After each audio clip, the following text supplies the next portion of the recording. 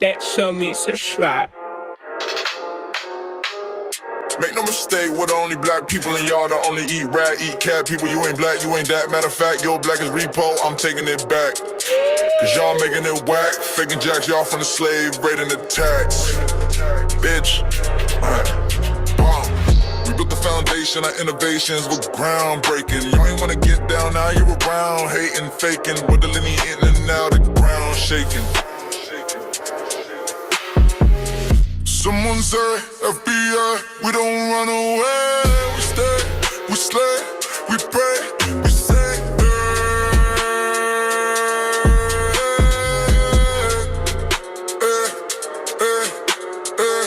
Someone say, FBA, we don't run away. We stay, we slay, we pray, we say,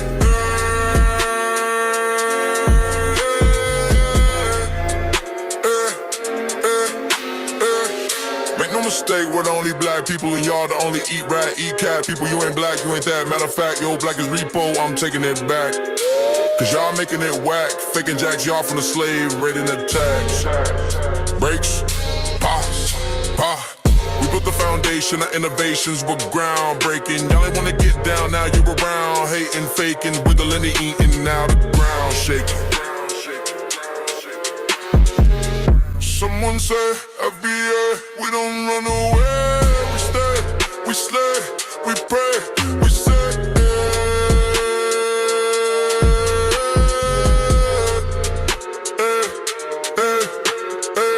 Someone say, FBA, we don't run away. We stay, we slay, we pray, we say,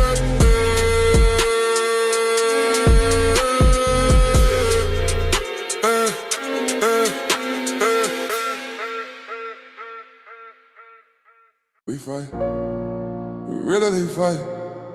From the morale that we was, it was, it was, it was around once but let on our rise.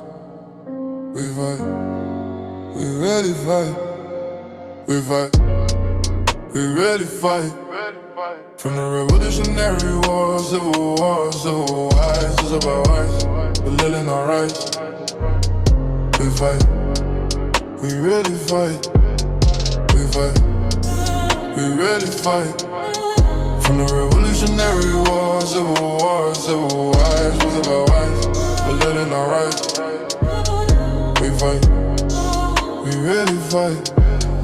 If it's all love, then why did the diaspora war? If it's all love, then why isn't it love you're asking for? If it's all love, then why aren't you practicing it more and more? If it's all love, then we're asking you act like it more and more. We fight, we really fight.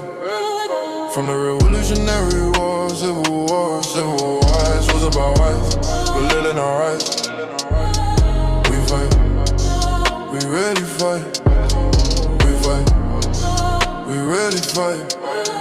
From the revolutionary war, civil wars, civil wars, was about rights, but living our rights. We fight, we really fight.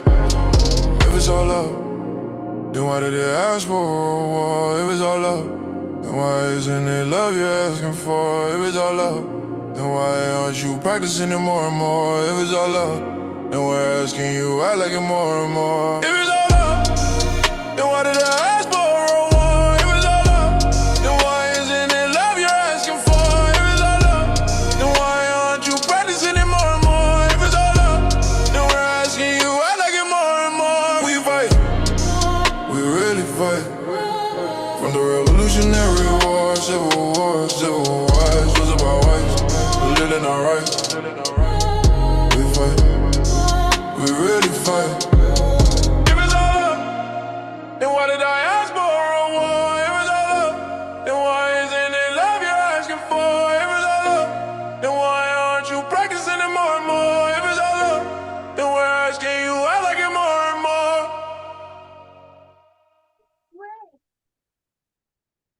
Yeah. I meant to go live earlier, but ain't just have the chance. I know everybody's mother is live Sunday night. I was trying to get in early and get off early before everybody get on, but it's too late. So I understand It's gonna be a light crowd today. So goody. I got too much information stored up, so I can't keep bottling in. You feel me? It's gonna just be too much to get out. All right. So let me do this. Daddy. Okay. Hey, I know. You go right there behind you and get in that bed. Okay.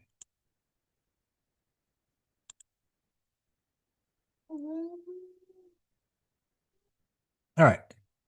So we are going to discuss a couple of things. Earlier, I had a title called "How Can We Unite with the Divided?" So I'm gonna continue on that. Right. Also deal with these cosplayers, pretending to be FBA. We're gonna eventually know. Like anybody can just say the FBA. You feel me? Like we're not asking you for your 23andMe. We're just taking you on face value.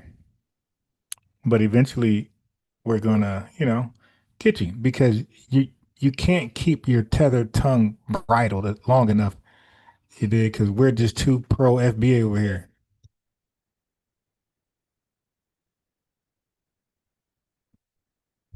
Yeah. So their kryptonite, Tether's kryptonite is yeah, that term right there, Pan Decepticon. That's what I'm lumping all of them up, like Tethers and Coons, white supremacists, all of them. Instead of like naming them individually, Pan Decepticons. That's all in there. So when I say Pan Decepticon, that's white supremacists, racists. That's Tethers. That's Pan Africanists, Coons, Larry Elders, Candace Owens. That's everybody, right? All right. So yes, anybody can sit there and say I'm FBA, and okay, but your kryptonite, a Pan Decepticon kryptonite, is our love for the lineage. They can't help it. Like the guy yesterday, Telvin, he couldn't do it. He couldn't cosplay anymore. Oh no, Africans! No, you can't call them Africans. You got to call them by their country name.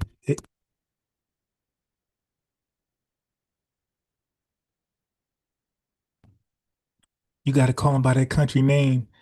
But then they all end up doing what? Saying, calling themselves Pan African, right? Case in point. And then it gets confusing for them. But the ones who say, hey, call us by our country name, don't call us Pan African because that's a country. But then they end up calling themselves Pan African because it's too confusing. Case in point. Thing, but you would say, you say African American. Yeah. What's that mean for you? Just means that, like me, like I know like a lot of people, like African Americans in general, like black people stay. Okay, so big mistake. She called us African American, then she called us black people. You see, they are confused. Wait, I thought the black people were African Americans. I thought black people and Pan African, I thought that was interchangeable. So why is she using them both? Because you see, she said African American, but she realized she called herself that. So she said black people as a qualifier.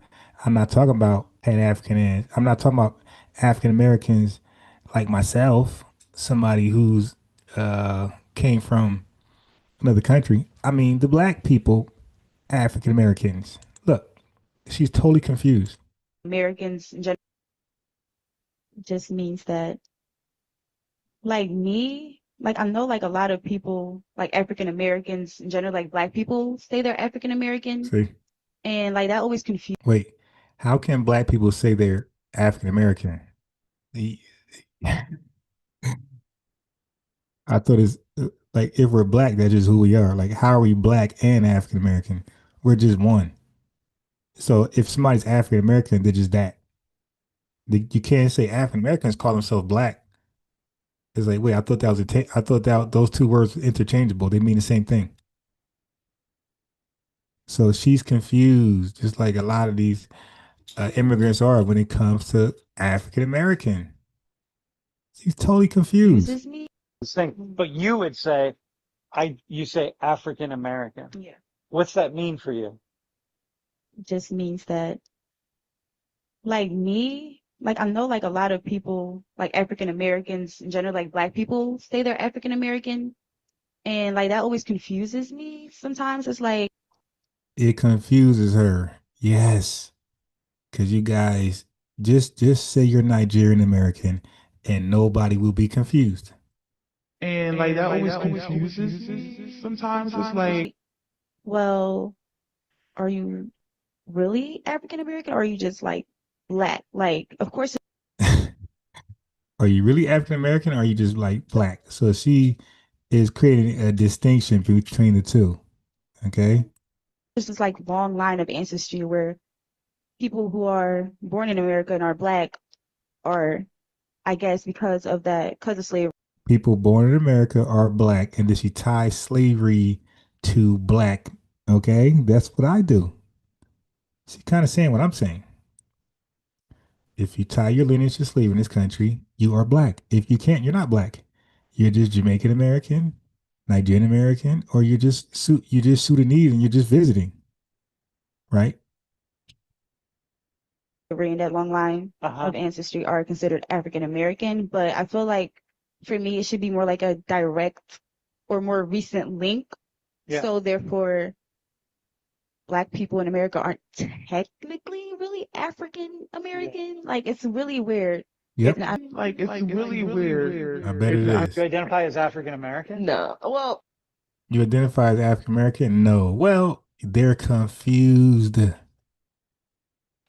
I'd lie. I'm lying. Okay, systematically, yes, because that was the only box I had, or like black. Systematically, yes, because that was the only box I had. So she's only African American because she got it selected. That's the only choice.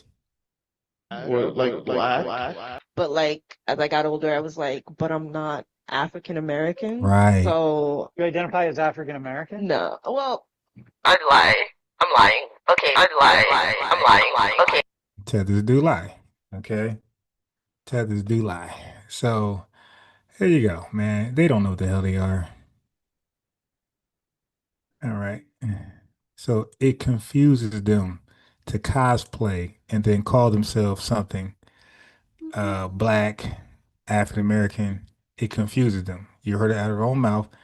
So you're better off just saying what you are. You are Nigerian American. Now you're less confused. Peace, let's get it up before. Clause in, damn, we got African American Maryland movement. I call it that because that's the name most Black Americans know about, but you can call it Black Maryland movement. Nah, you know, do what you like because we don't trip over here because as long as you can trace your lineage to slavery, that's all that matters. Like I already understand some FBAs are gonna say they're FBA. Some gonna say they're ADOS. Some gonna say they're Freedmen, and some are gonna say they're African American. You dig? I don't get offended by those by labels because at the end of the day, it comes down to are you of the lineage? That's it. Okay, that supersedes any label. Labels change, labels get outdated, labels evolved. Okay, they evolve. So we just want to know at the end of the day, are you of the lineage? And once you that, no problema. Golden Brown in the building. Okay, yeah. So you know it's gonna be a slow night because everybody and mother live, but this is gonna be a good um live here. We're gonna really chop down a tree of information. For one, I asked the question earlier. It's really rhetorical. I said, can we unite with a people that's divided, right? Or with a divided people? And why do I say divided people? Because they are. Okay, so I explained about the Pan-African Federations of the 1960s. Okay, hold on.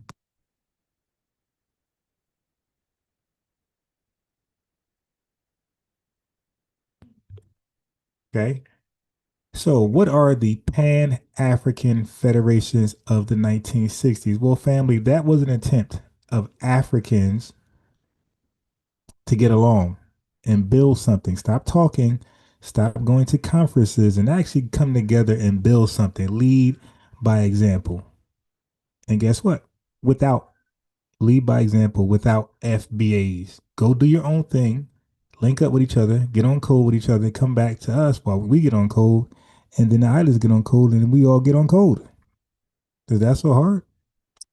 Evidently. Several attempts at regional or continental federations emerged as African nations gained independence 1957 onward. So around 1960s where most predominantly black countries got their independence, diaspora and continent. So there was something called the Mali Federation. Senegal and Mali getting together in 1960, and unite. Okay, get on code. Couldn't do it, family. It collapsed within months due to Senegal versus Mali leadership conflicts. Family, they couldn't stay together for more than 5 months. How about the United Arab Republic, Egypt and Syria, 1958 to 1961? It fell apart due to Egypt's domination. Casablanca Group versus Monrovia Group, ideological split over how quickly African states should unify. That fell apart. Organization of African Unity. Damn, they can't flop. It's called Organization of African Unity. I'm sure that, they got it together. Nope. It became a loose club rather than a real federation. They just cordially said hello to each other and never did nothing with each other. Okay, but why did they all flop? Leadership rivalries. Nkrumah, Ghana, that Pan-Africans love to brag about, he wanted immediate continental government. Senghor of Senegal, Houphouët Boigny, Ivory Coast, preferred gradualism, which will make sense. Each leader feared losing national power. So Nkrumah is like, yo, let's get this, let's get together. And Ivory Coast and Senegal like, yo, relax, bro. What's the rush? But they feared losing power. That's all they care about is power. National sovereignty over unity. That's another thing. They can't come together and call themselves Pan Africans. They got too much national pride. What do I mean? They're just too proud to be Zimbabwe. That's why they run that flag everywhere. They're too proud to be Nigerian. They got to bring that flag. They're too proud to be Liberian. They got to bring that flag. Well, how about Ghana? They got to bring that flag. You see? So they can't drop their flags. Even Bloods, I got like a challenge right now, dropping the flags, right? For unity, for a better way. But these countries, these Pan African countries, cannot drop their flags. They are more flag over unity. So countries had just won independence in the 1960s and were reluctant to hand it away. They said, hell no, we just got free. We ain't about to link up and be one. Nah, we want to, pump our chest and do our own thing for a long while. Then we'll get back with you. They never did. Okay, how about the ideological splits? Radical socialists versus moderate capitalists versus pro-Western government. So they was all over the place. Economic disparities. Richer states resisted subsidizing poorer ones, e.g. Nigeria versus smaller states. They're like, nah, man, pull up your bootstraps. They said to the smaller African countries, pull up your bootstraps. Don't lean on us. Okay. External interference. So you had Cold War powers, US, USSR, France, Britain. They exploited divisions and bribed leaders to keep Africa fragmented. And the leaders was like, okay.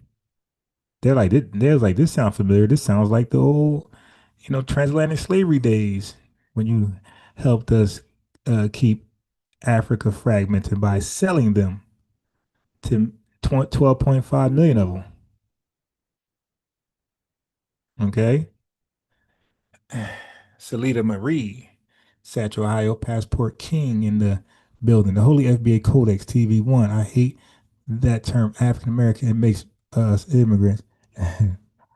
Yeah, I'm not a big fan of it either. I feel the same way as the Holy FBA Codex TV1. That was Jesse Jackson's purpose, I believe. It was, to undermine us. That's why I just call them all Pan Decepticons. Black Gold X3, peace to you. Who else is in the building? Who just stepped in? Okay. Oh, I got a new song too. In case you didn't know, I got a new song. Kind of fly. All right. So anyway, let's get back to it.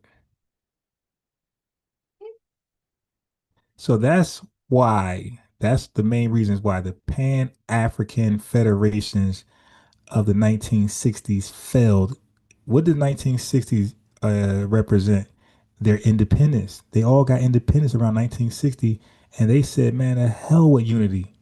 I'm going for self. They're too self reliant. They're too self resistant. They're too self aware. And they're also too selfish to unite. And as you know, when they call in, they have no self control. They got self awareness, self defense, self, all this self stuff. But the two selves that's hurting the most is they have no self control and they're selfish. Too selfish to unite. All right, so now let's step into. So that's Africa trying to unite and create this Pan African thing, right? Hold on. And as you can see, it flopped.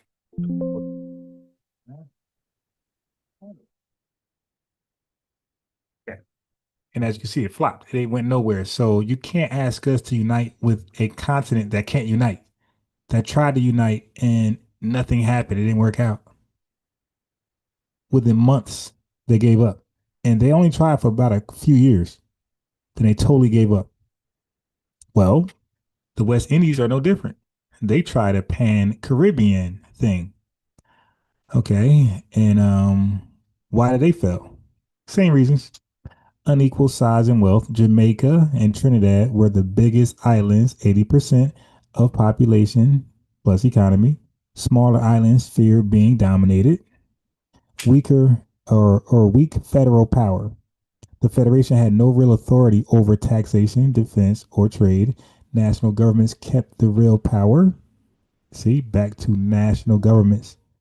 It was nationality over lineage with the Caribbeans as well. Leadership conflicts. Bustamante, Jamaica, Williams, Trinidad, and other leaders clashed. Nobody wanted to give up authority. Family, it just can't do it. Public skepticism. Ordinary Jamaicans and Trinidadians didn't see what they would gain from subsidizing smaller islands. They're not their brother's keeper. Your bootstraps. Same mindset the Africans had. Referendums and withdrawal. In 1961, Jamaica voted to leave the Federation. So, family, the Federation started in 1958. They're asking to leave in 1961. They just gave up. So Trinidad followed, and the whole project collapsed by 1962. Family gone. 1958 to 1962, and the Pan African Federations fell in 1960s. I think they were like 1958 to 1963, something like that. Not too much longer than the Pan Caribbeans. Colonial legacy. Britain encouraged Federation to simplify decolonization, but did not provide enough economic support to make it attractive. So Britain was behind them coming together. By the way, it was Britain's idea for them to call themselves West Indians and no longer Jamaicans, Trinidadians, but Bohemians and things like that. Bajans. They said, hey man, just call yourself West Indian and come up with one central flag. But they couldn't do it. They wanted their independence and they cherished nationality over unity. UNITY was not on their mind. The holy FBA Cody TV1 499 the super chat. He said keep the torch lit all day. You already know, man. Pinky Wells in the building. Pinky Wells in the building. The holy FBA Codex TV1 has a great book. I hope that's the link to it. If not, make sure you put that link in the chat. I feel like this book should be on everybody's nightstand. Feel me?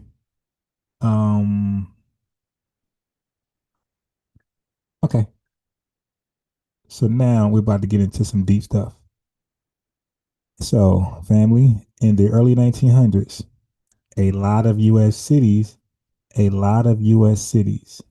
and ports, you can find dark-skinned newcomers and a few homegrown groups who signaled, listen, who signaled, I'm foreign. I'm not a U.S. Negro. They signaled that. How did they signal that? Because we're told if we're all in a car together, the police officer couldn't distinguish who is who. Well, in the early 1900s, a lot of dark skinned newcomers coming from the islands in Africa, they knew how to signal to authorities, I'm foreign. I'm not a U.S. Negro. What tactics did they use? Well, speech, dress, including turbans, fezzes. They'll have paperwork on them.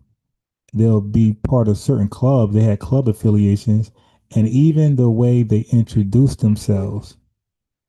Okay, I'm not FBA. Don't treat me like him. So yeah, when the cop pulls over, they don't know who is who yet. They don't know just yet. But give them 5-10 minutes. The people in the car will let them know, hey, he's the only one who's FBA. Let's start with the British West Indians. Okay, West Indian, British subject.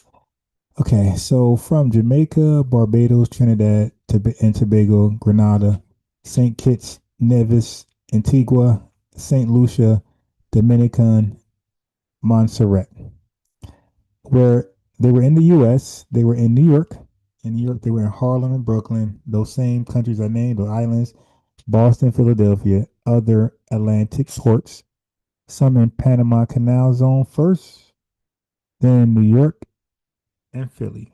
Yeah, it's messed up. They used like 400,000 Jamaicans to like build the Panama Canal. That was really messed up. A lot of them lost their lives. Yeah, that was wrong for that. Anyway, so what typical signs would these British West Indians use to signal to white people, I'm not an FBA. I'm not a Negro. I'm not black. Well, they leaned into a British Caribbean accent and introduced themselves as West Indian or British, as in British subject, not American Negro. Family, I'm sharing with you history. This is documented. Where's my Oh man, where's my top to my tea? This is documented facts, family. This ain't unbiased Ron personal assessment. Okay. This is facts. Yeah, with me? Okay. Let's go further. Hold on. All right, let's go further. Okay, so then the way they dress in Beering, tailored suits, felt hats, bowlers, walking sticks, styling that read Imperial Cosmopolitan, Cosmopolitan in Harlem, NYC. Papers, Siemens papers, and British passports. They use them in disputes with employers, police, or landlords. Don't treat me like the Negroes. I'm not a Negro. Respect me. That's what they used to come with, those papers. Associations, watch this. West Indian mutual aid societies, lodges, and churches. Clubs like the Barbadian Progressive Society made the distinction public. So obviously, whoever's going and coming out of those buildings are not Negro. Okay. So hiring, they did it for hiring for skilled jobs, rooming houses, and police encounters in northern cities. Interesting. Newspapers and memoirs from Harlem note how a British accent often reset assumptions in conversations with whites and with US born blacks alike.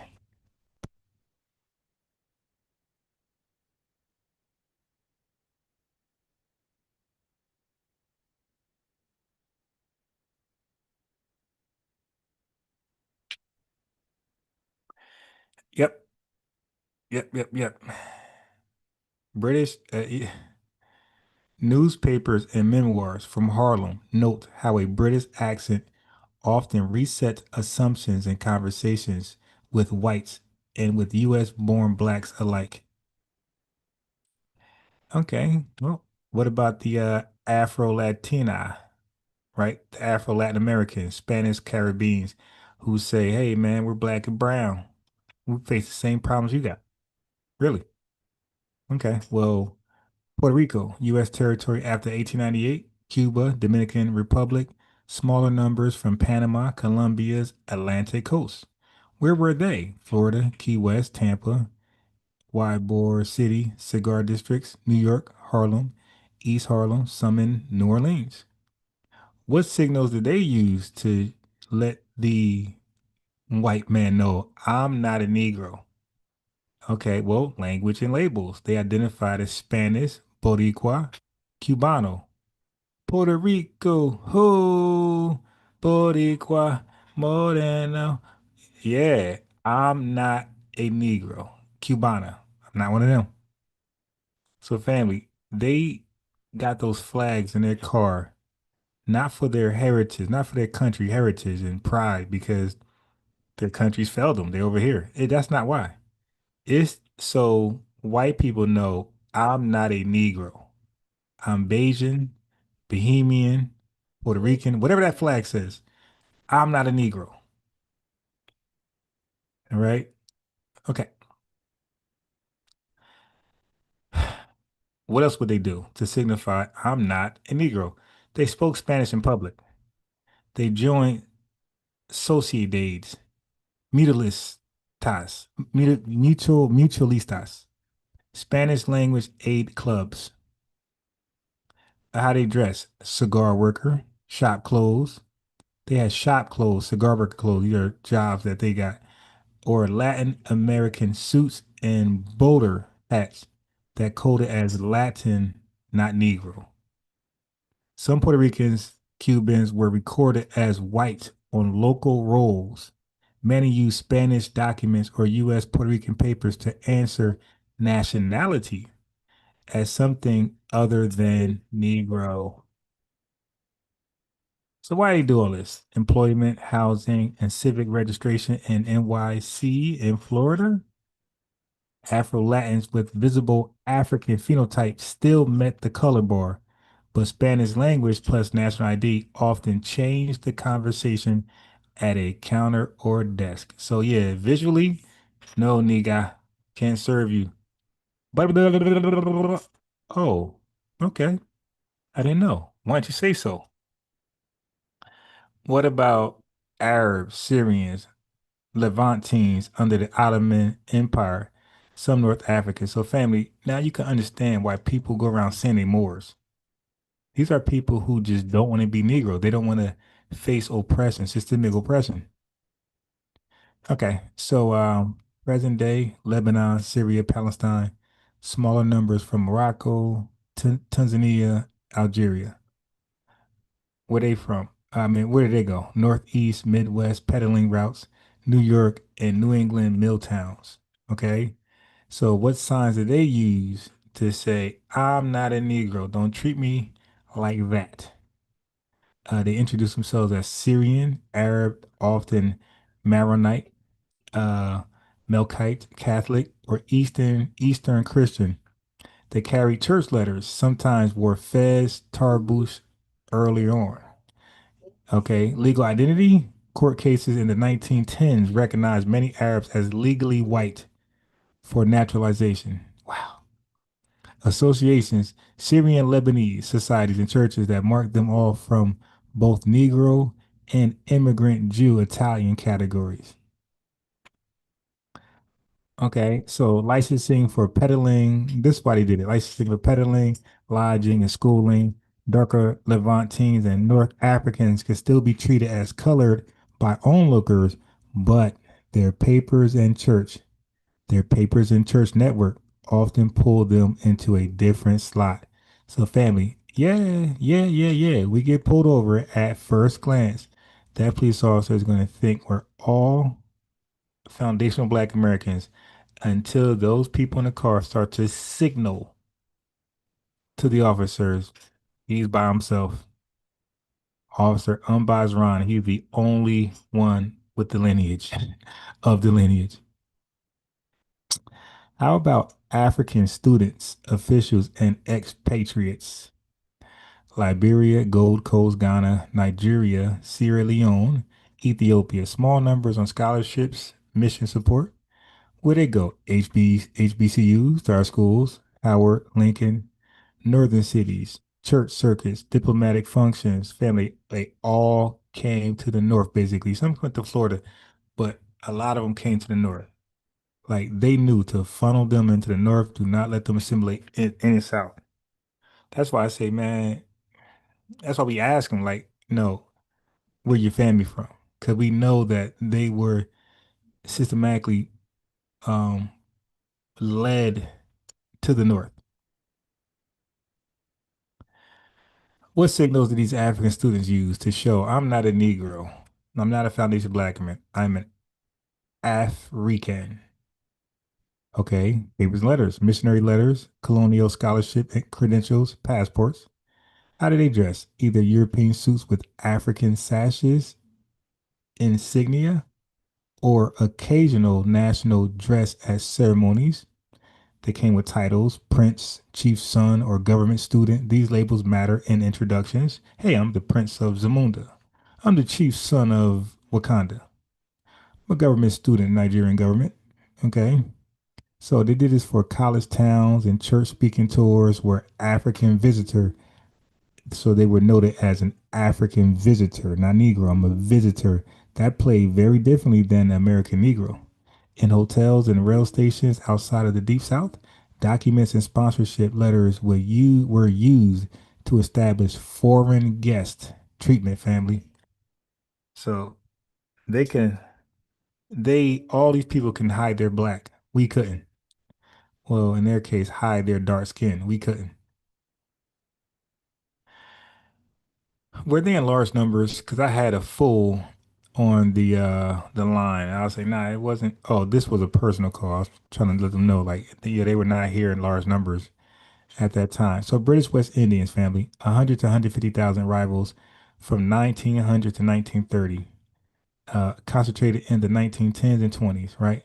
So 100 to 150,000. That's it. That's it. Puerto Ricans, Cubans, Dominicans, tens of thousands before mid-century, larger later. Cape Verdeans, okay, tens of thousands in New England across the 19th century, early 20th century. South Asians, only a few thousand nationwide, pre 1924, Asian exclusion laws, 1882 Chinese Exclusion Act. So again, they could literally thank us for Civil Rights Act, the movement. Arab Syrians, tens of thousands overall, many legally counted as white, with a dark skinned subset, black as hell but white. African students officials, small but visible. So not a huge nationality compared to U.S. Foundation Black Americans, but locally significant in certain cities, ports, and industries, and very visible because their signaling was deliberate and distinctive. Family they were delineating. It wasn't a lot of them, but when you seen them, you knew who they were because they're deliberate signaling, making them distinctive from American Negroes. So in the early 1900s, there were clearly identifiable communities of dark-skinned newcomers and more science adherents at home who signal a non-U.S. black identity through turbans, fezzes, accents, documents, dress, and organizational ties to be read as foreign rather than American Negro. It was common enough to be remarked on in newspapers, city records, and memoirs, especially in New York, New England ports, Florida cigar towns, and West Coast farm regions. You dig?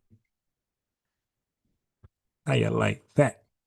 So we got another super chat. Let me go ahead and get to that super chat.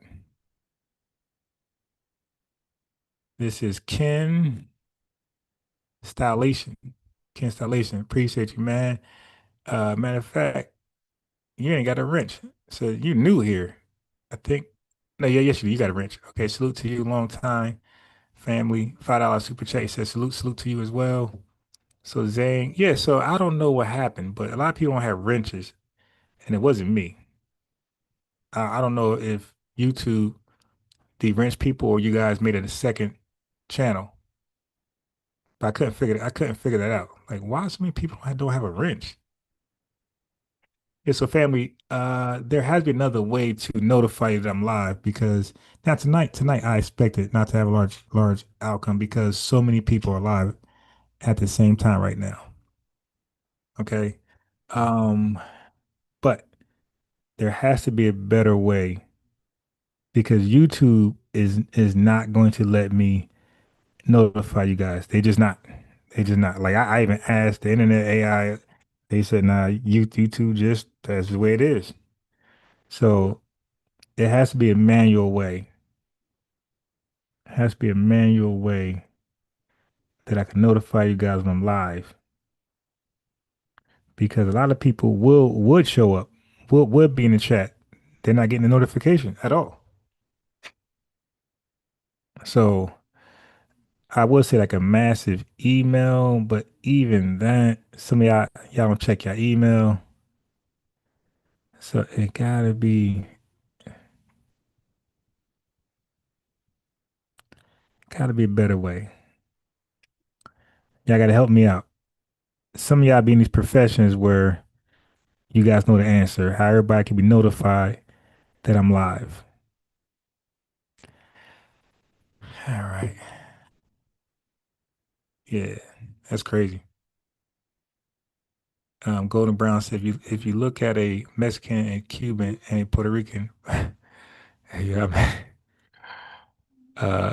how do we understand the delineation of these people? Syrian is not dark. I just checked. Never get notification. There is with cell phone numbers. I have another YouTuber who use cell phone numbers. Really? Like, yeah, but how would that work? Like, do I send a mass? Like, how do I send it? 'Cause I was thinking like, I was thinking, what's that thing called? The green one? Oh, man, I got it. Yeah, so how do you do that with cell phones? Because that will definitely work that way. Yeah, but let me know how you do that.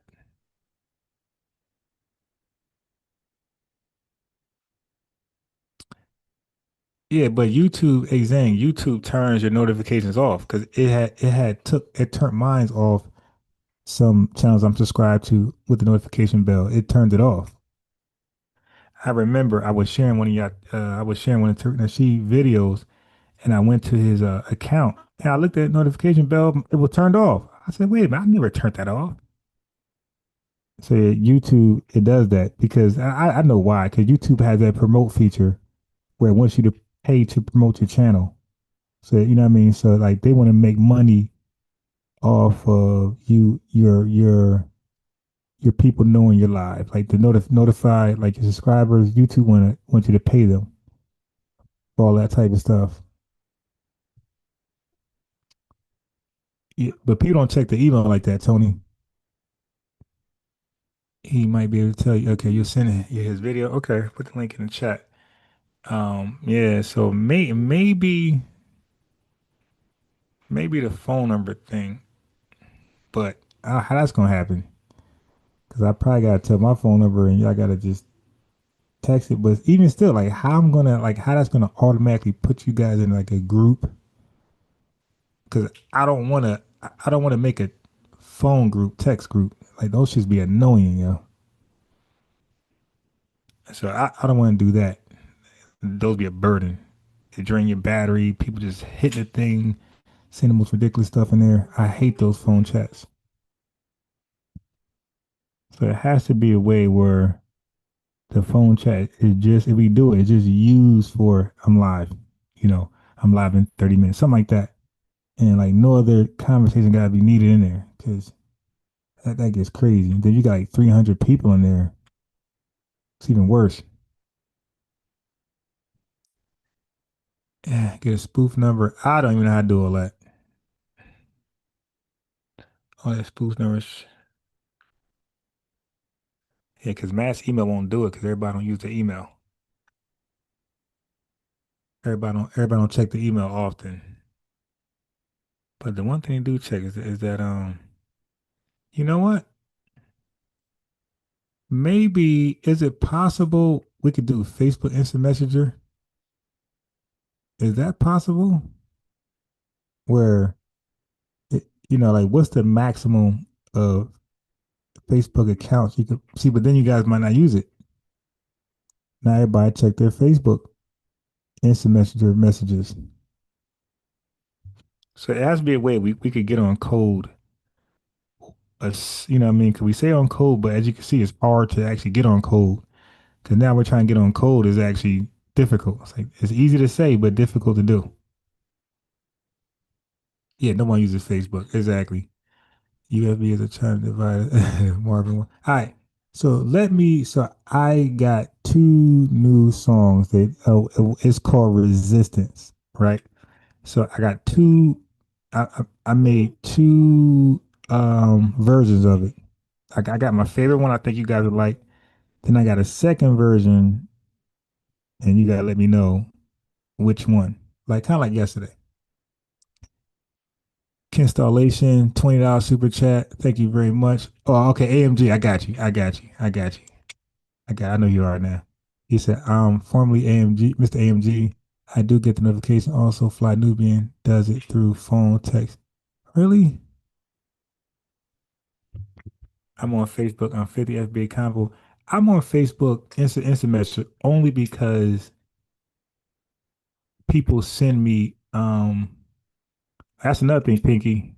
If you want to send stuff, uh Facebook will probably be the easiest way to get it to me because I got a bunch of email accounts. I got professional ones.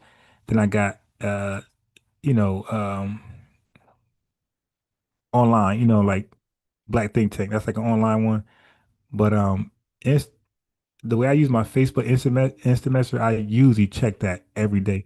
My email I don't check every day, but the Facebook instant messenger, I use mine like religiously because everybody it's just tricky. But thanks for the lineage love installation. Yeah, I guess we can try the maybe Discord. Oh my God, I hate Discord. I'm not giving Zuckerberg my info. No. Because Italia, take Carter, salute to you. I'm trying to do it where we don't need to to text and communicate using that device. The device is only for YouTube lives only. Like we can communicate in the chat because I hate phone chats. I hate Discords. Um, because I feel like we should communicate less as possible because we're busy. You feel me? We're all busy. So it's like when I go live, this is the best time for us to communicate. It's like, all right, because then we could how many times I'm live? Once or twice a day? And it's like real breaks in between. Like you guys don't want to hear a text or somebody complaining or all day long. It gets depressing. So it could bring your spirit down. So I'm like, let's communicate on the live, not phone text, because people gonna say the most craziest stuff and it's gonna discourage y'all and y'all gonna want, hey, take my phone number off here. That stuff's gonna happen. I've seen it happen before. MC Fact in the building. Okay, so let me play one of the songs that I made. Let me know what you guys think. Let me make a poll.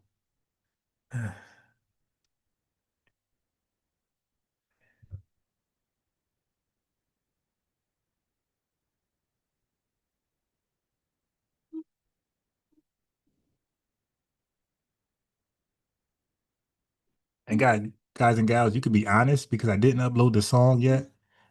You could tell if it's uploaded because there's no Buckhorse DC piece. There's no Shalom. There's no subtitles. So when I don't do subtitles, it's brand new.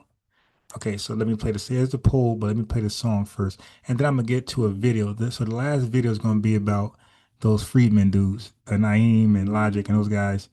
Ali, they they made a video campaigning that we should move to the South for political power and a whole bunch of stuff. Um, Mass movements like that, I'm always, it kind of put me on edge, like some cult type stuff. Hey, let's all move to one area. Yeah, when we start doing that, like, without a real serious, it becomes like a cult move in my mind. Anyway, here's the song. Let me know what you guys think. Wait a minute. Make sure I got the right one. Make sure I got the right one, baby. Don't play the wrong one. I got two versions, and I want to play the right version first. Okay, it was it. Let me know what you guys think. That's the poll. Here we go. Okay, and after this song, I'm gonna play their video, some of it. I'm gonna cherry pick it, and they're gonna argue why we should move to the southern states. They named like five, and for political reasons, and we're gonna look to that. We're gonna fact check it and see if it make any sense.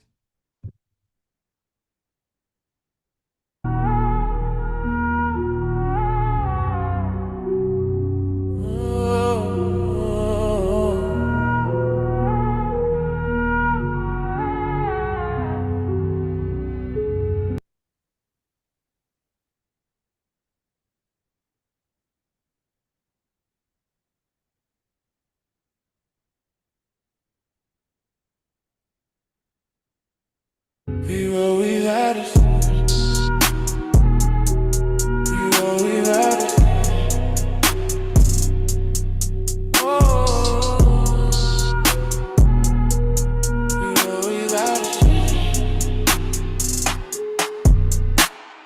1879, pre-diabetic assistance. 1873, general order for fundraisers. 1933. HOLC assistance, 1991. Robin's Airport resistance, 1991. Jane Fincher assistance, 1991. Black Wall Street resistance, 1935. FDR New Deal assistance, 1941. Philip Randolph, Flirty and go to resistance.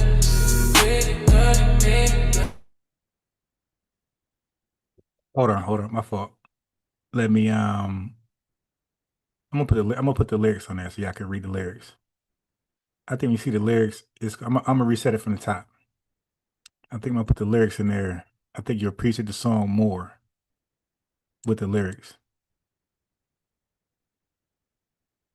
Okay, let me do this right here.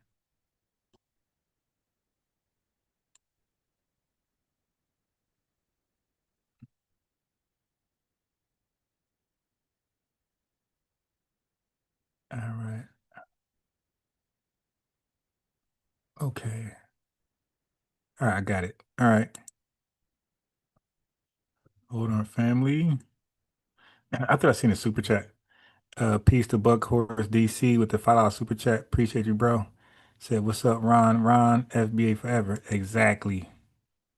All right, so let me start the song from the beginning.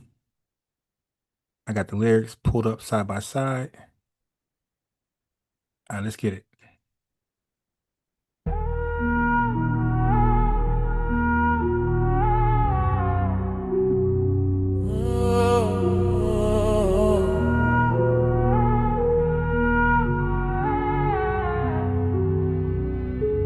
Be what we've had us.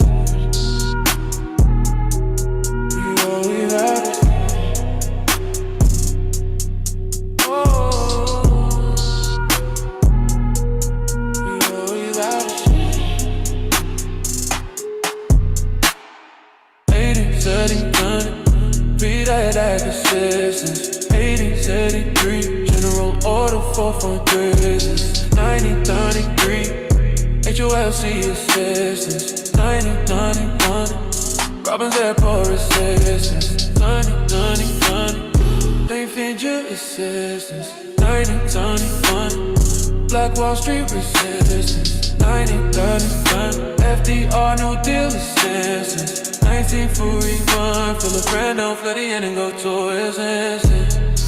80, 90, we done this.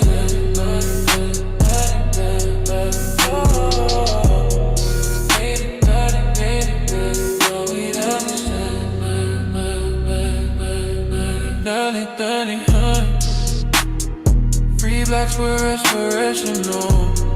1800s, Freedmen were aspirational. Early 1900s, there were Negroes rules. Oh, 1800s, we were black and beautiful. Early 1800s, free blacks were aspirational. Late 1800s, Freedmen were aspirational.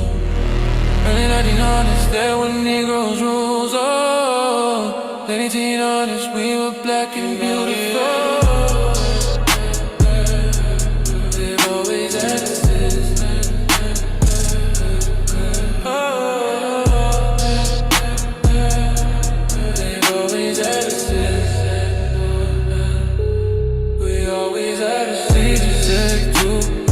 We always had assistance. Fighting 6-3, general order 443 assistance. 90-3, HOLC assistance. 90-31, Robin's Airport resistance. 90-92, your feet part assistance. 92, Black Wall Street resistance. 90-92, FDR New Deal assistance. 92 feeling one, feel a brand off of the year we don't to resist. 80-82, we always had assistance.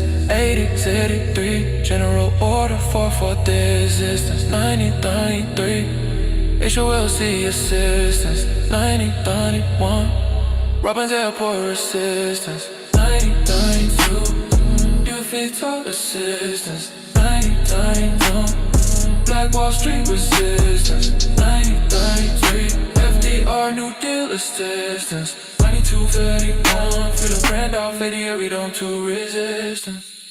Early 1800s, free blacks were aspirational. Early 1800s, free men were aspirational. Early 1900s, there were Negroes rules. Oh, early 1800s, we were black and beautiful. Early 1800s, free blacks were aspirational. Late 1800s, free men were aspirational. Early 1900s, there were Negroes rules. Oh, early 1800s, we were black and beautiful. They always had us.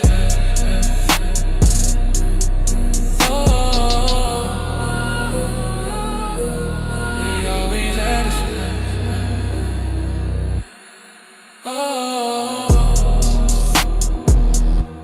They always had us.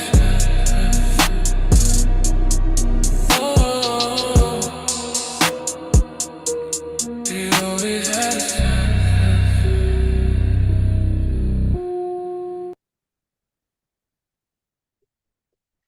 All right, all right. What do the family think about that? Let me see the chat. Let me see.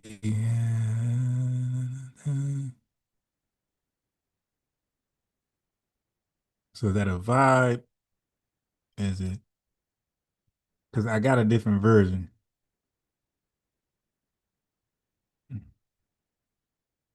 All right. Oh, so we got a mix. Anyone else want to hear this?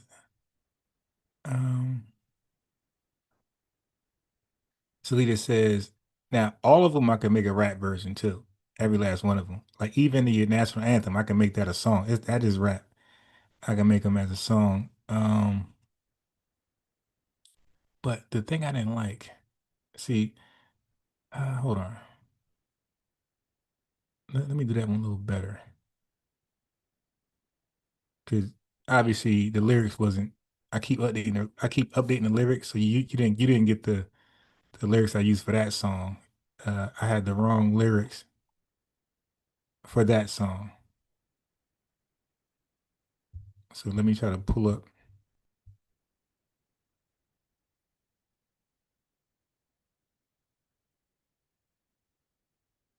That's not it. Okay, now I think I remember which one it was. Did I delete it by mistake?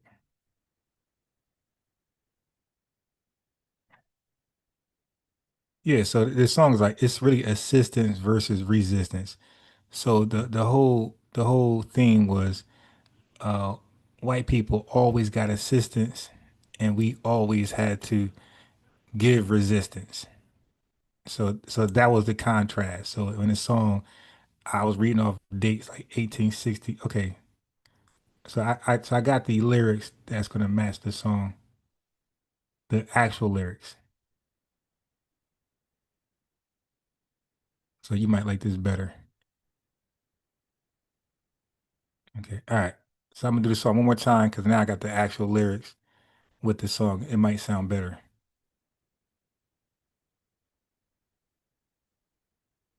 All right, one more time. Then we'll go on with the freedmen trying to argue that we should move to the South. The South is more beneficial. I think the live at the very least is interesting. Okay, so now I got the real lyrics to line up with the song. Then later, before I go off, I'll play the backup version.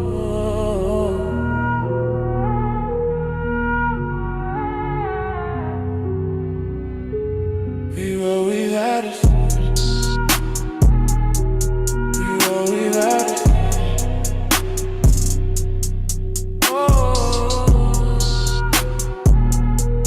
We always had it. 80, read that assistance. 80, general order for business. 90, HOLC assistance. 90, Robin's Airport assistance. 90, they feed your assistance. 90, Black Wall Street resistance. 90, FDR New Deal assistance. 1941, fill a friend down, flood the end and go to assistance. 80, 90, we got this.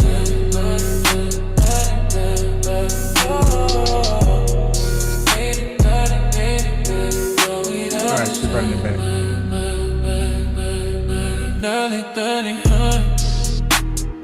Free blacks were aspirational. 1800s, Freedmen were aspirational. Early 1900s, there were Negroes rules. Oh, 1800s, we were black and beautiful. Early 1800s, free blacks were aspirational. Late 1800s, Freedmen were aspirational. Early 1900s, there were Negroes rules. Oh, late 1800s, we were black and beautiful. I think it's a vibe or not. Hit the poll.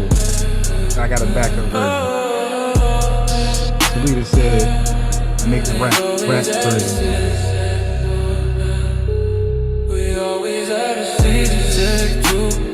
We always had assistance. 90 takes 3. General order for the assistance. 93. HOLC assistance. 9031. Robin's Airport assistance. 90, your feet for assistance. 92, Black Wall Street resistance. 90, FDR New Deal assistance. 92, fill a brand off, we don't to resist. 90, 82, we always had assistance. 80, 83, general order for the assistance. 90, 93.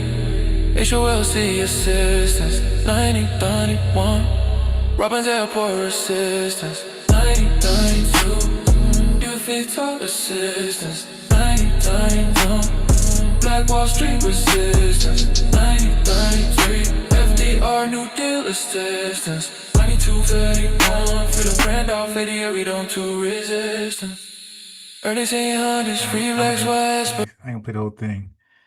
All right, but that's it right there. That's it. Now I'm gonna go with the live. We're gonna review the presentation. Should we mass migrate to the south? We mass migrated to the north in the 1900s, early 1900s. Should we mass migrate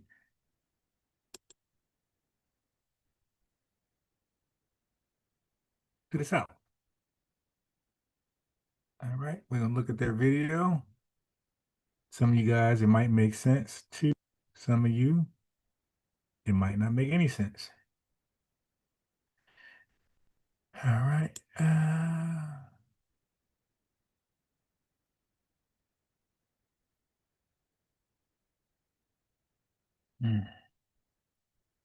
Okay.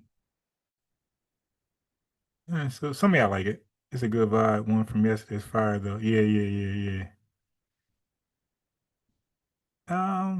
Love the lyrics and the beat. So Salita Marie.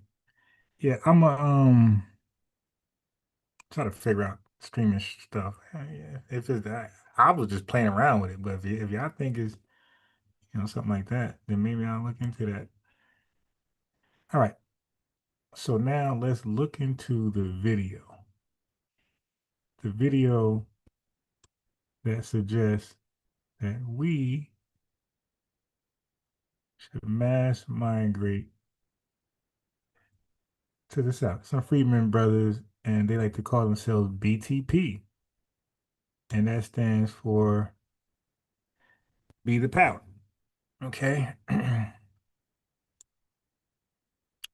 So let me just give a brief overview of the video, the presentation.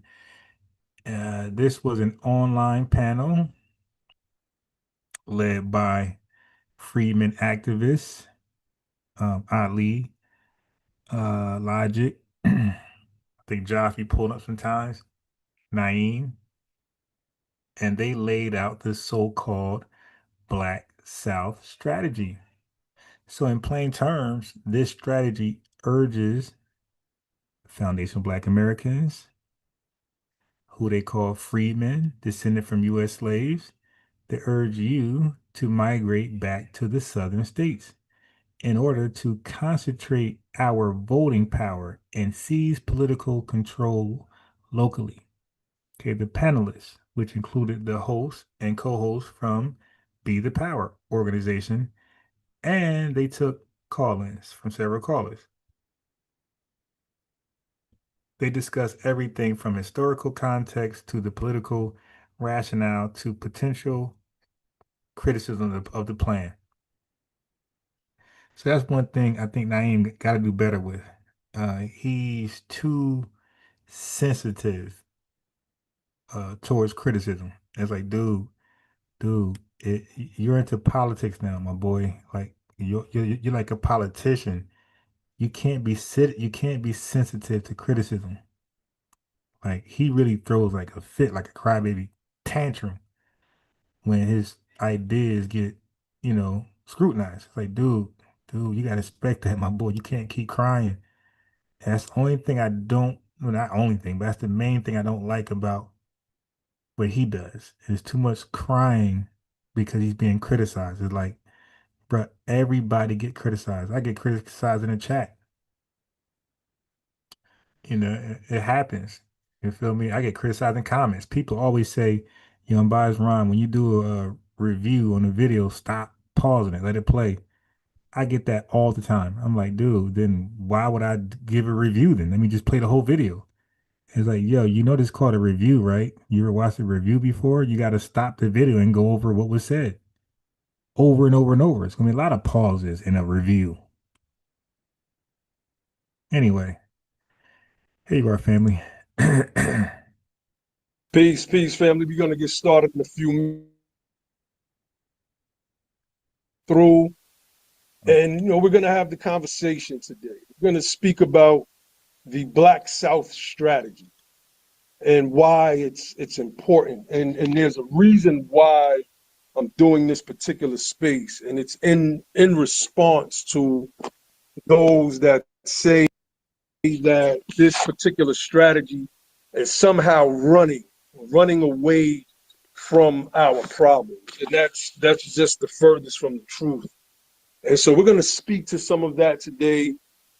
We're going to get into some research today, like we always do at Be the Power. So while we're waiting for more people to come through, you can all, share this out, share it out on Facebook, share it out on Twitter. Let people know that we're having a real conversation about a real political strategy. We don't do, as we say, fire, ready, aim over here. We do ready, aim, and then fire. Everything has to flow in place.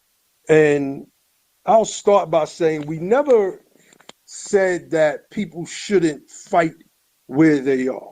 That's never the message from Be the Power or the United Sons and Daughters of Free. That people, just give up. Don't fight there anymore where you live. Just come on back down to the South. While we want everyone to come back South because of the great political power we wield in the South, to tell anybody to just stop fighting in the states where they are, that's backwards and asinine. And nobody with any common sense is going to promote such an idea. And the problem is that you have people that are part of these cults, and y'all know me, I call names, I don't bite my tongue. Yeah, that's the problem, dude. Bite your tongue and stop calling names out. You call names out because people are criticizing your plan. If your plan is that good, just keep pushing the plan. Like, you're wasting time. You're going backwards. You're going to turn into a pillar of salt. You keep looking backwards, addressing criticisms that don't matter, especially if you believe your plan is fire. Why are you worried about the pushback? Like, we know arguing and fighting for reparations is it. We're not distracted by critics of reparations, Charlie Kirk and them. We're not worried about that at all. Myron Gaines and them. No, we're still pushing. We don't stop to argue with them. No, we're too going forward with reparations. So I just wish you tighten up on that. And well, the hashtag cult, the ADOS cult, And now they're a cult because they criticize your back to the South plan. Maybe you should debunk their criticisms. Maybe your back to the South plan is bad. Maybe they have a point. You ever thought about that? But you just can't shoot it down as a cult because they challenge you. They say, hey man, that doesn't make sense. because we're promoting the strategy, they are now going around telling people that, don't come to the South. The cult leader said that the South, where she lives, is a despicable place. A despicable place. So I was down there, and it's not lit like that. Especially if you're coming from like the North, or Detroit, or Chicago, yeah, the South. That's a hard adjustment. Like, I would love for Naeem, the Freedmen, BTP, to tell us what jobs.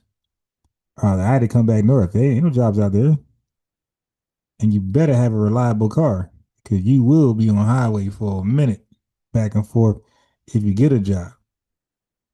Yeah, so no, the South is no joke. Like, you can't go there running from something. You better go there already established. we're going to get into some of that. We're going to get into some of the statistics and data as it deals with, how we're treated in the North. Martin Luther King Jr., when he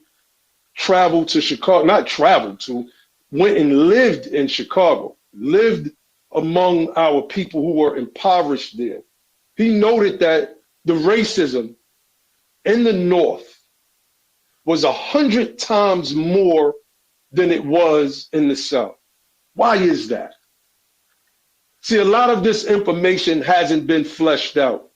But what we have in the North is an influx of foreigners, particularly in the Midwest, the upper or northern Midwest, in places like Michigan, in places like Illinois. This is where a lot of Germans came and settled in the United States.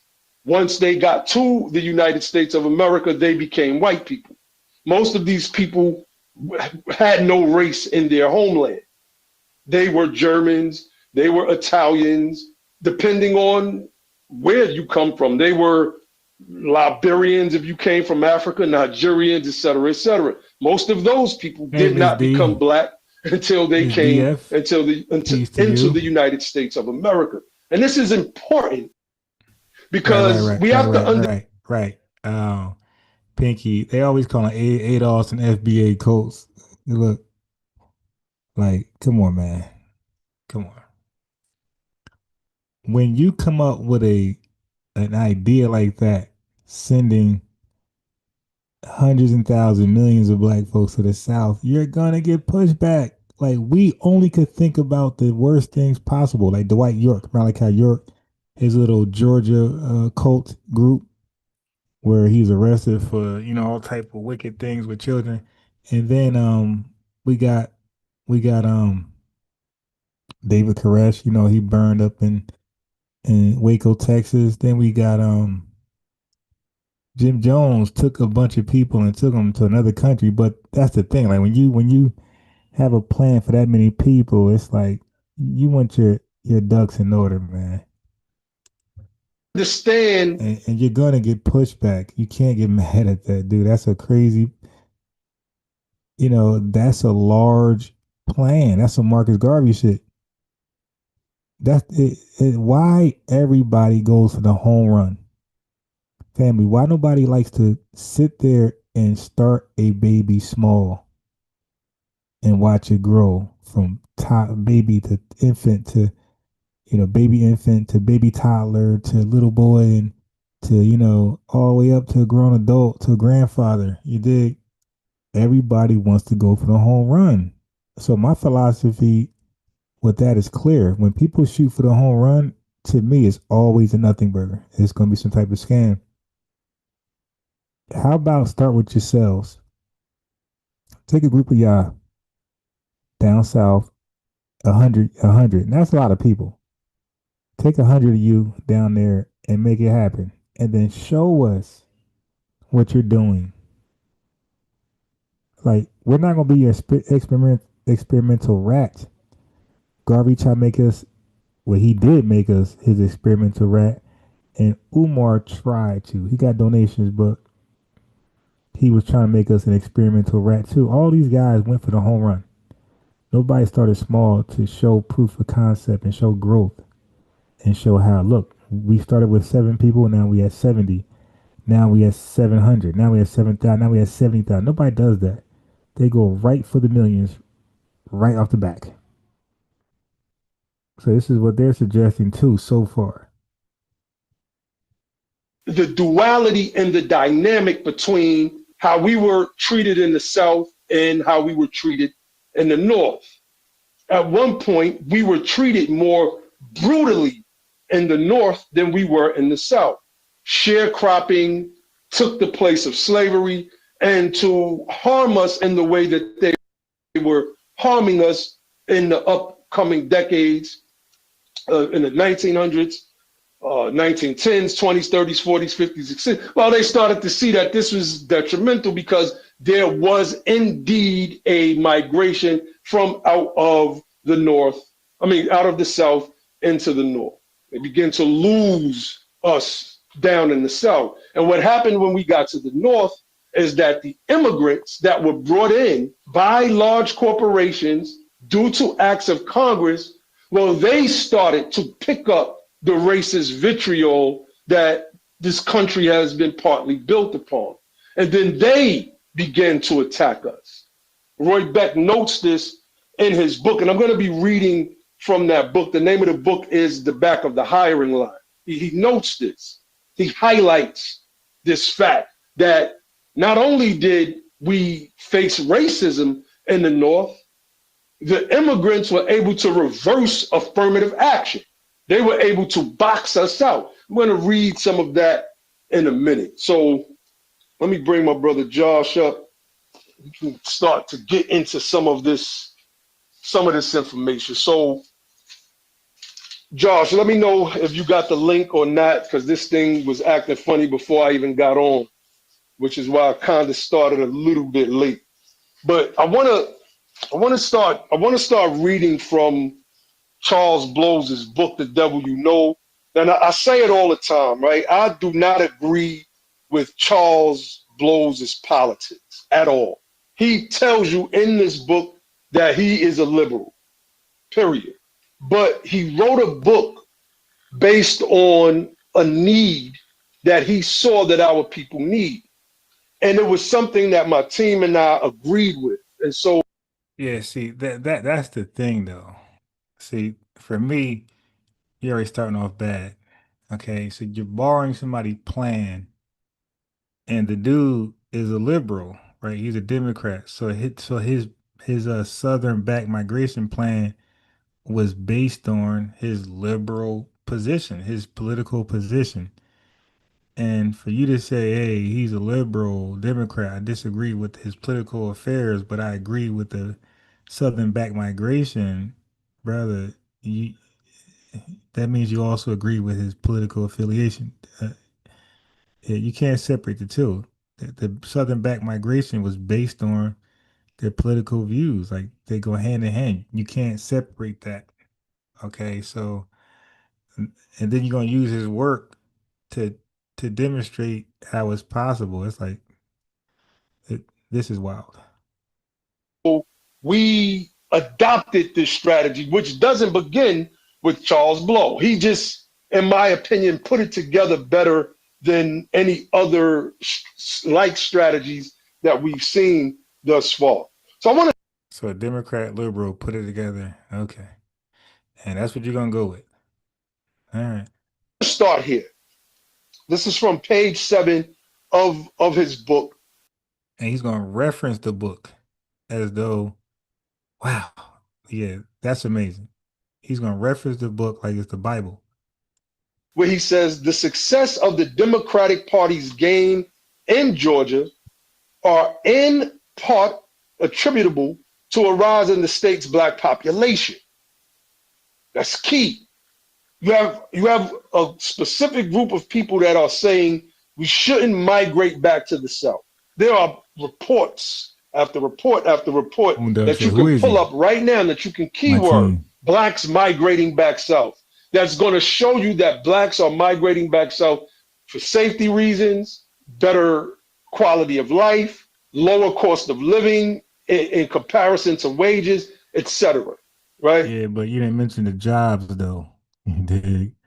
Like compare that to the reason why there was a great migration to begin with. Like we were exploring better opportunities that our free labor and cheap labor provided the country, right? So now we're gonna, eat some of the fruits of our labor. Hey man, I'm gonna go where I want to go. This ain't fleeing. Our free labor, our cheap labor provided these opportunities in states that's further than where I'm at now, where I'm being subjected to some type of slavery system all over again. So no, I'm going to seek. It's not fleeing. We're seeking opportunities that our fruits and labor provided. Oh, that's where it's at. That's where I'm going. That's old to me. That job is old to me. It's not fleeing. That's seeking. That's taking advantage of what's ours. So this line right here, right? When he says the success of the Democratic Party's gains in Georgia are in part attributable to a rise in the state's black population. Well, that's a fact. He continues, in the early 1990s, black people constituted a little over a quarter of the state's population. In 2020, they constitute about a third of it. The Atlanta, Sandy Springs, Roswell metro area saw an increase of 251,000 Black people between 2010 and 2016, the largest gain in a metro area during that time period. It was also due to a massive voter enfranchisement effort led by former gubernatorial candidate Stacey Abrams, whose group, Fair Fight, registered 800,000 new voters in the state in just 2 years. She registered 800,000 new voters in the state of Georgia in 2 years. Most of these were our people, freedmen, aka Black folks. What did New York just do? New York just gave non-citizens, 800,000 of them, the right to vote. Now, we don't know if this is some form of countermeasure, but according to what I'm reading in the book, the back of the hiring line, it very well may be. So it continues. It says, as Abrams told NPR on the eve of the election, I will say, of those numbers, what we are excited about is that 45% of those new voters are under the age of 30.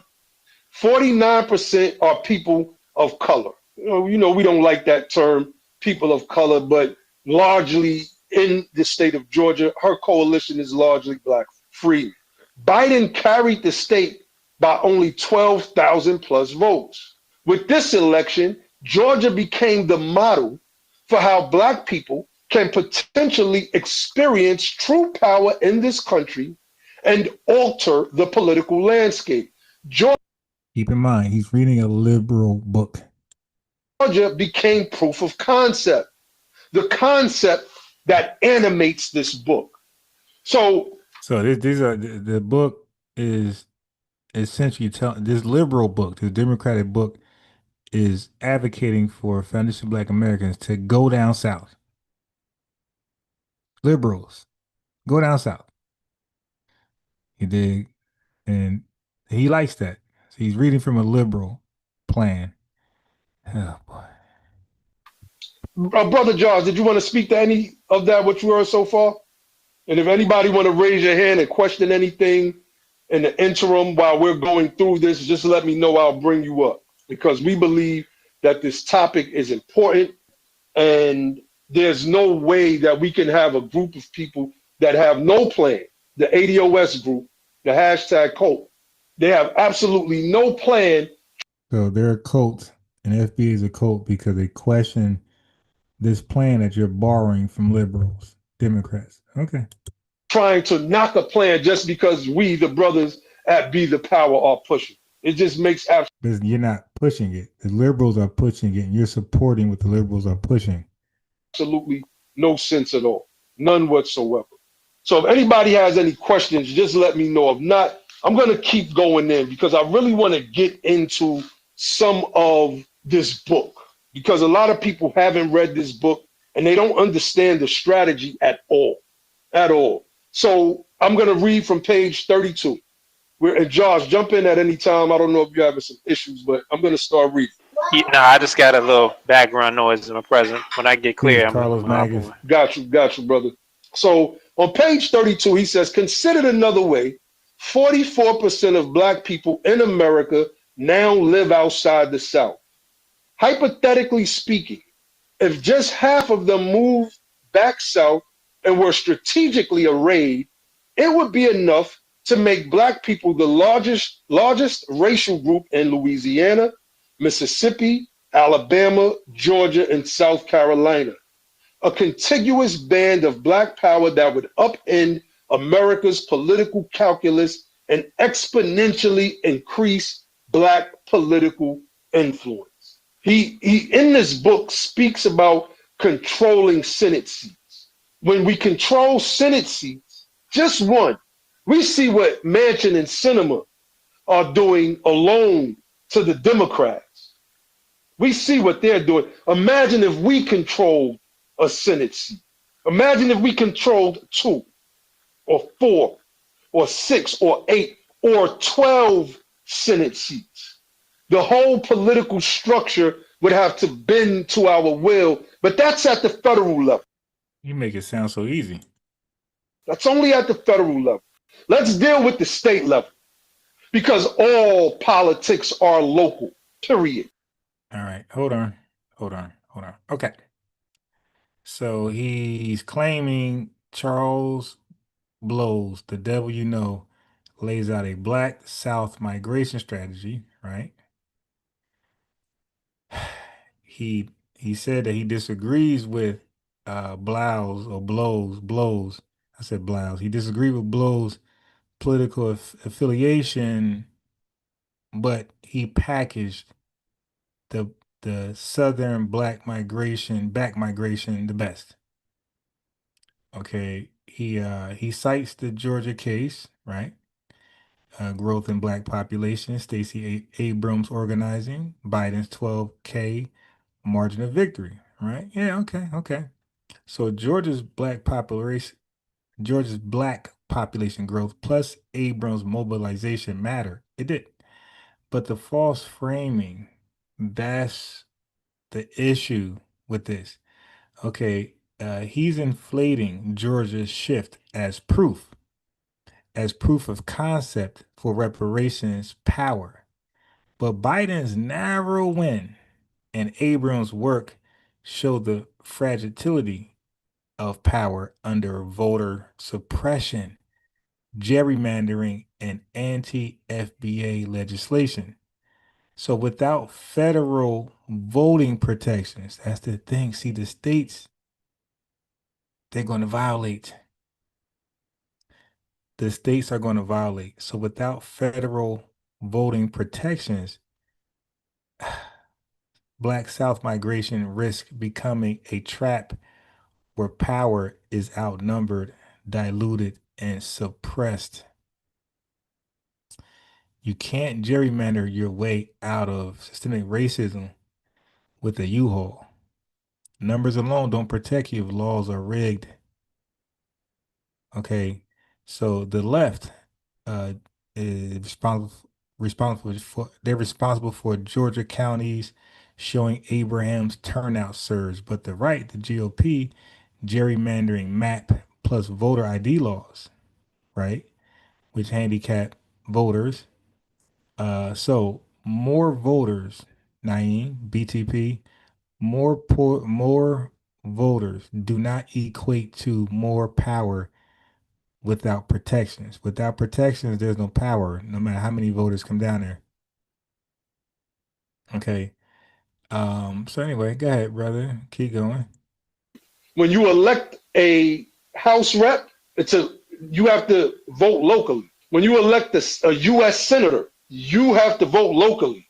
When you elect the president of the United States of America, you have to vote locally. You have to vote in your state. But at the state level, right? So let's look at the states that's named by Blow in this book. And these are the states the 5 states that we are specifically pushing for. I have some reservations about Louisiana, but we're gonna. So you're gonna borrow the same states that Blow suggested, the liberal Democrats? I mean, so basically, you might as well just promote his book. Like, yo, here, man, let me do a presentation on this book. And Charles Blow's book is just accurate, Southern, Add them shit. Louisiana, Mississippi, Alabama, Georgia, and South Carolina. Southern black migration. Mississippi is interesting because it has the largest freedmen population in relation to its white population, with just 700,000 people. 700. By the way, I went to school in Mississippi. I don't know where it's at now, but I'm sure it gotta be better than what it was then. But family, Mississippi gotta be one of the worst states in America. Gotta be the most backward state in America. Okay, like I said, I went to school in Mississippi. Gotta be one of the worst states in America. 1,000 people in Mississippi. We take over that state, being strategically arrayed not just in these specific states, but in different counties and cities in these states, starts to give us political power. Because now, when we are running for a state rep seat, where the laws are being written at the state's assembly or general assembly level, we get to write the laws. We get control over the state budget. I bring up all the time that in Jackson, Mississippi, they have a water crisis similar to that in Flint. The state government, well, they will not give any funds to Jackson or any of the black areas to improve those areas. Why? Because Wow. So the state won't give any funding, and I would love to see his plan of how he's going to force the state to get funding when we move out there and got to deal with that water crisis. Confederates, white racists, are controlling these areas. It's still And how you get them out of there? How do you get them out of control? a largely white population. They do all Now, types. Mississippi is you can't get more whiter than Mississippi. Remember, they had a documentary or some type of movie called Burning in Mississippi, right? All the crosses on people's lawns, like so. And you're going to have a plan to take Mississippi from white people. This is a known Confederate state. This is a slave state, historical, everything, and we're going to take Mississippi from Confederate sympathizers or the descendants of Confederates. Is he trying to say that? Let's see. Types of gerrymandering, etc. And what happens when black people crowd into a space that white people are? Well, they tend to leave. They tend to leave, and this is Okay, so his plan is white flight. So he believes if we start moving to Mississippi, that white people are just gonna flee out of Mississippi. Uh so this is his plan to gain control over Mississippi, and therefore the white supremacists are no longer in power to defund the water crisis. And we're gonna so we believe white people are gonna leave one of their most coveted states simply because we're there. Yeah, this plan it got to be a better way, Bobby Brown. just they tend to leave. They tend to and don't give any funds to Jackson or any of the black areas to improve those areas. Why? Because Confederates, white racists, are controlling these areas. It's still a largely white population. They do all types of gerrymandering, etc. And what happens when black people crowd into a space that white people are? Well, they tend to leave. They tend to leave. And this is just a part of how we should look at this move back south. People can say, I'm not going to move back south. Don't move back south. We're not trying to force anybody to do anything, but we are trying to do smart politics, one, and we are trying to win, two. We need to win. We need a win. Most of our families come from these places. We are not faring any better in New York. We are not faring any better in Chicago. We are not faring any better in Los Angeles. We are not. I think they are. I think not, no cap. I think they are. I've been down south recently, and yeah, it's people up north that's doing way better. People in California is doing way better than those folks in the south, man. The south is crazy. It's crazy. It's so rural. You ain't driving. There's no buses like California. There's no city buses like up north. Nah, you ain't doing anything without a reliable car. Yeah, no, people are doing better in New York and California. They could get around without a car, without driving.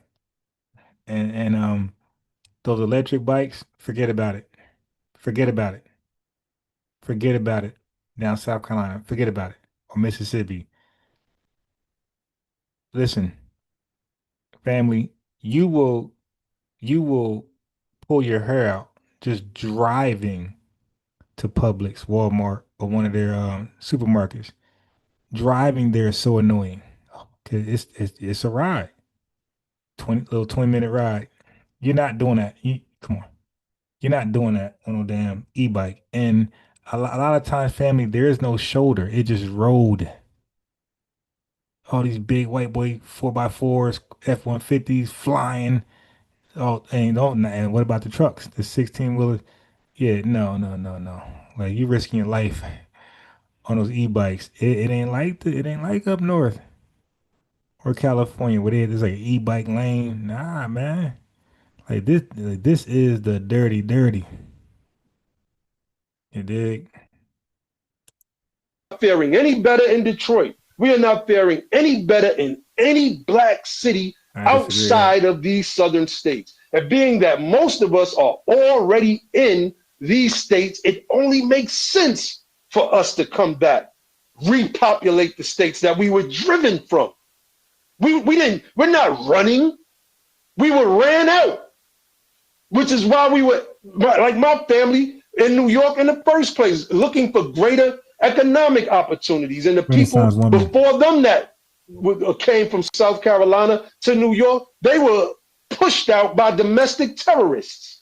So we got Brother Logic. Brother Logic, you want to add anything before we No, keep doing your thing. I'm gonna start putting some stuff in the jumbotron, some good information. We're gonna put the interview up there, the recap up there, so people can go back and check. All right, well, let me go then. He said if half of FBAs outside of the South move back, we would dominate 5 states: Mississippi, Alabama, Georgia, South Carolina, and Louisiana. He said he got reservation for Louisiana, right? He said we'll control Senate seats, budgets, and laws because of white flight. Okay, so he's banking on. So what happens if there's no white flight? See, that's the thing. This isn't well thought out. Okay, so what happens if the white flight?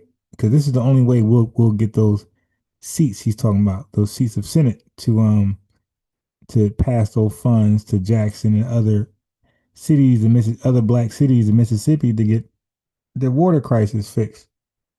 But what if white flight doesn't happen? What if the white folks be like, man, this ain't the 30s and 40s. Ain't nobody leaving their cities, bro. Then what? So yeah, you got a problem now. And that's why as a chess teacher, I get mad at my students who make a plan and the plan is contingent on their opponent making the worst move possible. So I'm like, so this plan you got is based on her making that dumb move right there. He's smiling. Yeah. Okay, but what if she does this and I do the best move on the board? Now he's looking goofy. So yeah, bro, why would you prepare for somebody worse? Like prepare for their best, so anything less is the easy adjustment. Because you're preparing for the most toughest, or the toughest response. So same thing with this. Like you got to prepare for white supremacy being smarter than how dumb you want to make them. So somebody could look at this as over optimistic math. Okay, so because states like Mississippi have a majority black counties already. Okay, so without us moving to Mississippi, they already have majority black counties, but state houses and courts are white dominated through gerrymandering. Example, he just said Jackson, Mississippi, 80% black.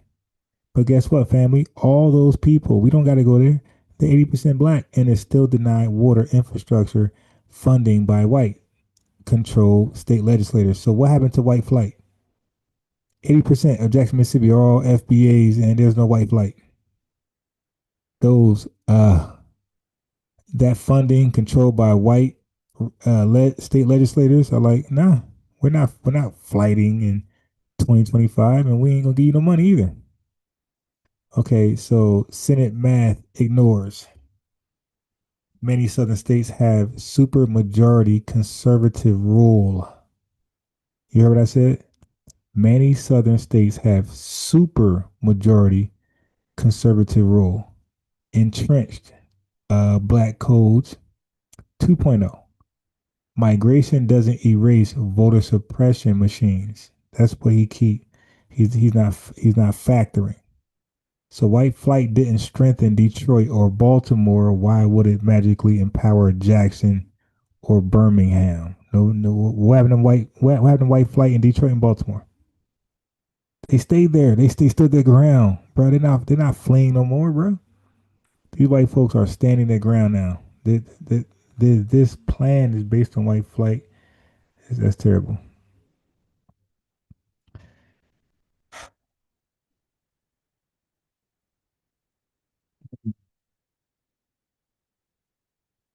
Yeah, so majority isn't so being the most numbered, that's not equal to power without structural change. You know, that's not going to do it. You see, so let's go. Check out that information now, but go ahead. Go ahead. Definitely. Yeah, I stepped away. I just wanted to add a little piece to what you're saying. Oh, good, yeah, bro. Yeah, man. I don't think people. I don't. The information we presented, and if you read the book, The Devil You Know, if you have actually thought this through, and if you're actually a freedman who is from the South or has a good understanding and a story of your family history in the South, I don't know how you could speak against this. I don't know how you could be living in the South and not want your people to have a chance of having power. The data is too compelling. The strategy is too sound. And frankly, what else do we have? Like what else? What other plan are people really thinking that we can move on and enact to gain some power? Are we really thinking places where we got 5%, 10%, 15% of the population in a city, let alone a state, that we're really gonna move something? Like what are we thinking that we're gonna move? And then how are we gonna move? How are we gonna affect something nationally? If you can't even do something and get power in your state. So I don't think I just I got a lot more to say about this, but I got to start by saying anybody who is coming at this strategy and cannot bring a concise and compelling argument against it, and cannot bring a better plan, and you're saying you're coming at us. See, see, that's not how it works. Like, why do we need a plan at all? Like, as far as that, why people just can't stay where they are? Why we just can't stay where we are and just be great? See, I hate when people do that. I hate when people introduce a plan and when it falls apart, they say, "Well, what's your plan?" And if you don't have one, then we got to put together the plan that fell apart and stand by it just because there's not a competing plan. How about that plan was just a nothing burger and it was nothing to plan about in the first place? Yeah, come on. Come on, guys. Like just tell your plan and stand on it and let's see where it goes. Like they focus on the criticism too much. And family, when people do that, that reminds me of religious leaders. Religious leaders, like they hate criticism. It bothers them. They can't sleep. But ordinary FBAs like you and I, well, okay. Like we have an idea and people criticize it, like, whatever. That I'm not gonna stop. I'm gonna still keep doing my idea until it's like it fails. But I'm not gonna take your word. So yeah, they're too focused on criticisms And it, to me, it's just red flags. For presenting this strategy and pushing this strategy, to me, you're against the advancement of our people. You're fighting against our survival. And I mean, I can't look at you as an honest broker. You know, it's something else. It's something else that's driving you. It's not the good of the group, Because they question your crazy plan to get millions of fantasy Black Americans to go to the South to sit around and just do what? Do what? So they question that, and now, bro, just teach your lesson, man. Don't worry about the criticism. It shouldn't bother you this much, man, unless it's on you want some BS. because otherwise you will be in lockstep with us. If you don't understand something, if you got some questions, that's one thing. But if you just ignorant, just trying to shoot it. Wait, so why do people need to ask? That's nothing. I hate when people do that. Oh, just ask. You don't get it. Just ask questions. Well, no, I do get it. And the only question I have is going to be critical, right? They're going to be critical questions. They're going to critique your plan. Am I okay? Am I allowed to give those type of questions without being name called and things like that? It down because you know you know it because of it's powerful or because of it's us, then you don't got the group's best interest in mind. So, but I'm gonna let you get back to your thing. I do have some more I want to talk about in terms of just bringing it home. But go ahead, brother. Definitely. And we got a couple hands up. But I want to read something real quick before I go to, this is from page 54 of Charles Blow's book, The Devil You Know. We have adopted this strategy. Let me stress and reiterate that. This is not Charles Blow's strategy. He didn't come up with this strategy. What he did do, however, and we give him props for doing, is he cut the fat off of the strategy and refined it and made it make political sense. Made it make political sense because that's like my brother Logic, who is the spokesperson for the United Sons and Daughters of Freedmen, always says, government is the game and politics is how it's played. And another old saying goes, if you are not at the table, you are on the menu. How long will we be on the menu, continue to be getting eaten up by these people in these high offices, these positions of power, right? So let me read this real quick. You know what? I'm going to start here. Might a majority Black state or region experience the same white flight that crippled many cities when they became majority Black? Possibly. But white flight is wholly different on a state level.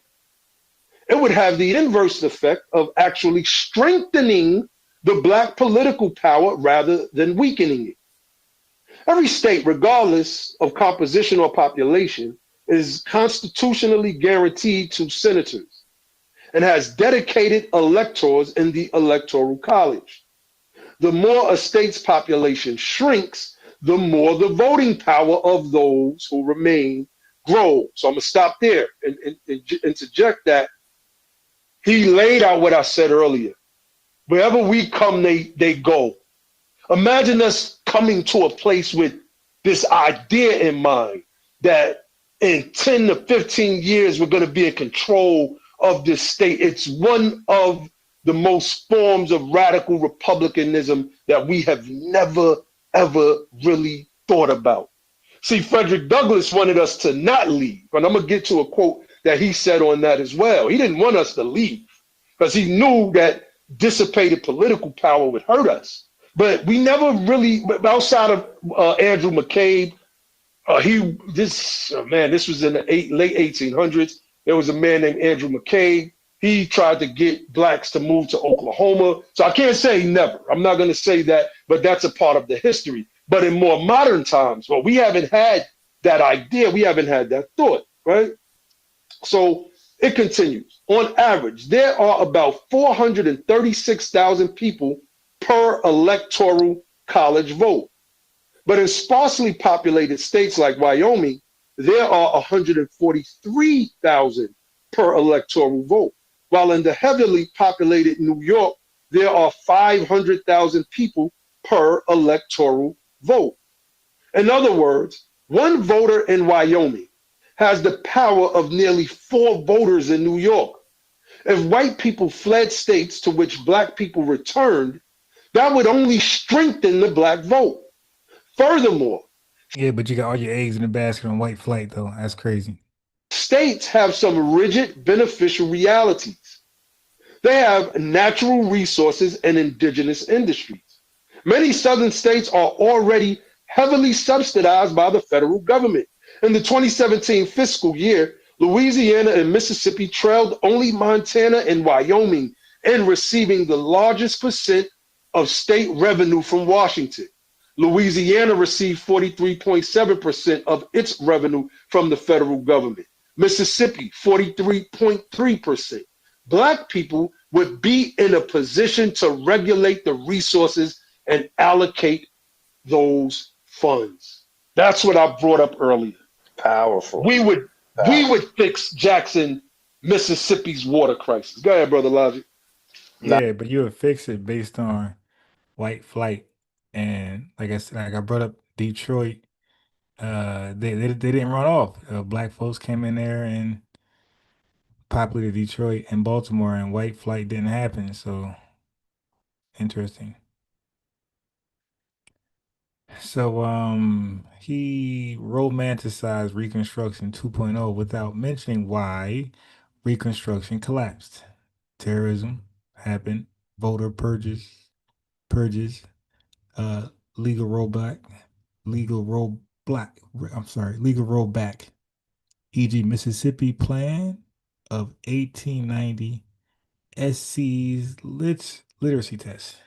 Okay, so they was putting things that's called voter suppression. So at that time, right? So you got courts, state and federal. You got consistently, the state and federal courts are consistently blocking FBA gains. Shelby versus Holder, Goddard, VRA 2013. Even today, black majority cities like Birmingham are overruled by state legislators on basic policies like raising minimum wage. So if you can't raise wages in Birmingham today, what makes anybody think uh, Montgomery is going to hand you guys the treasury tomorrow? So Reconstruction black senators became KKK, dethroned by KKK terror, then followed by Jim Crow institutions. History warns us numbers aren't enough. Okay, not in America. Nah, bro. I'm just saying that's powerful, man. And a lot of people just, due to the lack of understanding how government works, we look at all of our political ideas through an emotional lens and a racial lens, which is not how we should be looking at it. It really confuses everything. And then a lot of us, because we are, second, third generations of, refugees, really, because like that's where we were. We were forced out and exiled out of our southern states of origin, and we settled like places like Chicago and certain places in California, and then all throughout the Midwest, Michigan, and like Detroit, and like all these different places where we did, we call destination cities, right? Where we really just set up permanent refugee camps. That's what they really were. They were just permanent refugee camps. And then we just continued to live there. And then we forgot that we was really from Mississippi. And we didn't really forget, right? Because, even like Yeah, how you myself, forget that? I went to family reunions in Mississippi. I knew my people was from Georgia, but I looked at myself as an Illinoisan. You know what I'm saying? Like, we're from Chicago. But you're not really from Chicago. That's not where my family roots are. You know what I mean? I'm really from Mississippi and I'm really from Georgia. That's where my family comes from, to my oldest ancestors, born on the Purdue plantation in 1834 in Georgia, and for my people that picked cotton for the Cotton King in Mississippi. That's where my lineage comes from, right? And so when we were driven out for a reason, and another thing, like what Blow's talking about, these representative votes, right?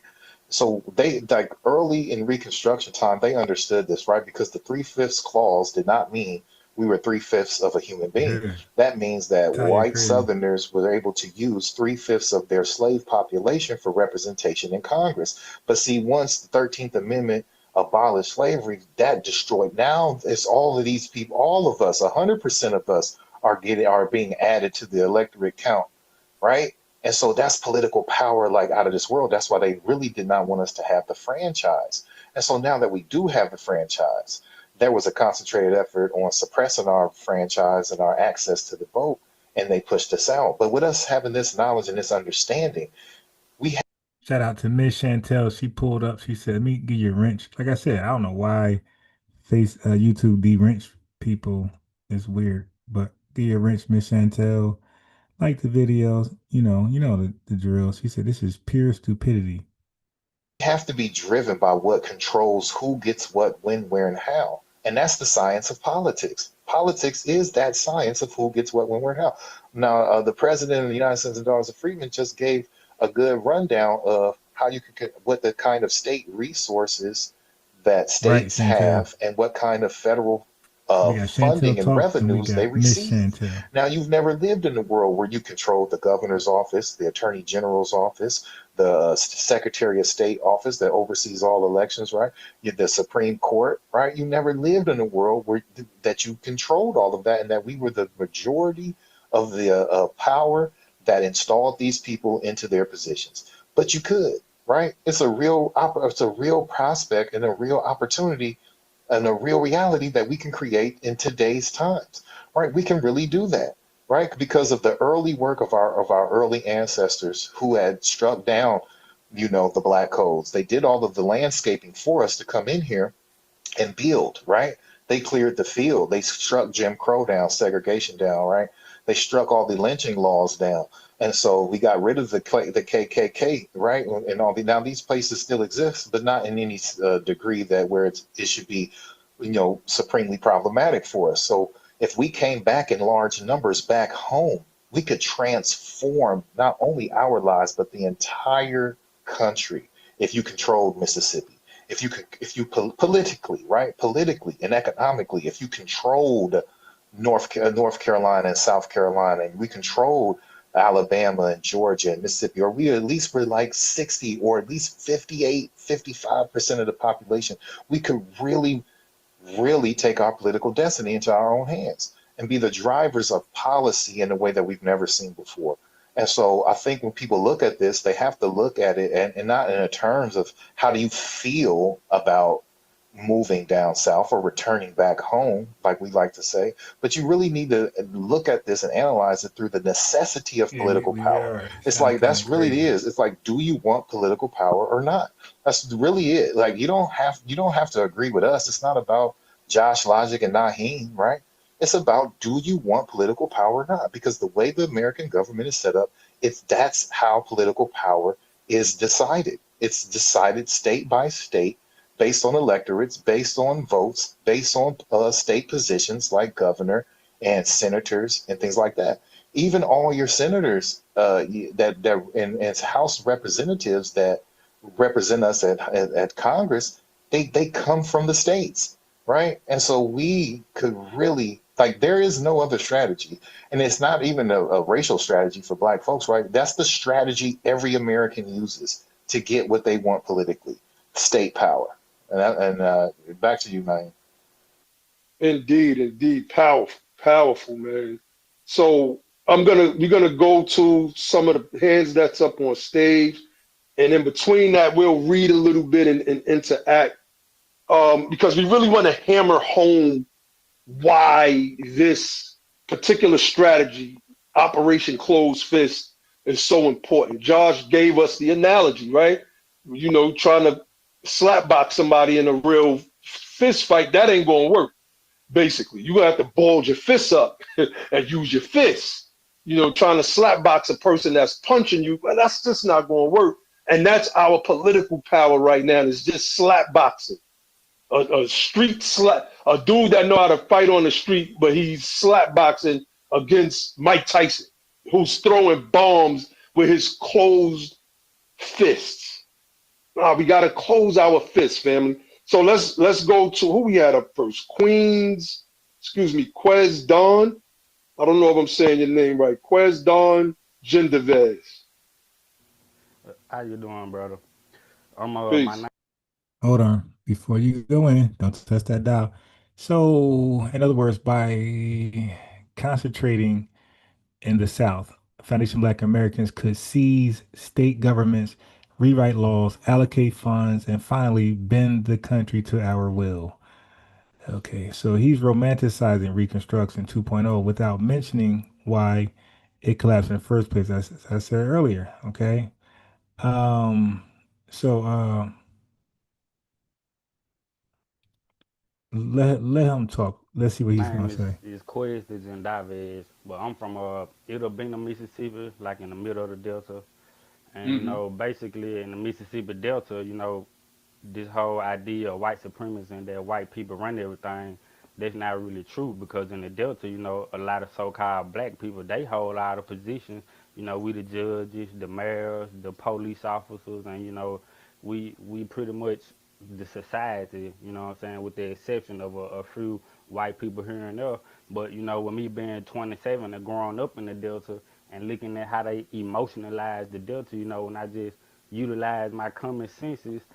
What I see is that we really didn't really lose nothing. It's like the white folks, they come with these treaties and we misunderstood the treaties and we started using these pieces of paper with their faces Wait, on it whoa, for whoa, trade. whoa, hold on. What do you mean? Like, what type of treaties? The state of Mississippi, they don't have the Like, power to make treaties. Only the federal government can do that. yeah, like when the federal government, when they made the treaties with the so-called Choctaws to gain certain lands in the Delta and other places in Mississippi. In my opinion, they are all false because they cannot prove the identity of the individuals that they signed the treaties with in the first place.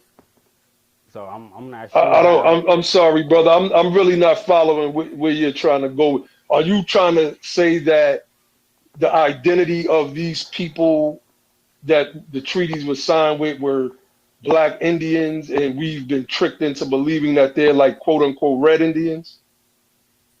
Right, I feel like we are the No, no, original. brother. We are the We're not doing original that, people on the brother. land, bro. Brother. We not doing that, brother. We don't What do you that mean? here. I'm trying to speak logically, and you're not allowing me to No, no, finish, no, brother. no. Because We listen, I'm brother. We've been asserting doing that. I'm asserting our land claim. Yeah, we've been doing that type of argument for years, brother. And we're not doing that. We're speaking about politics. We're speaking about the political power in the South.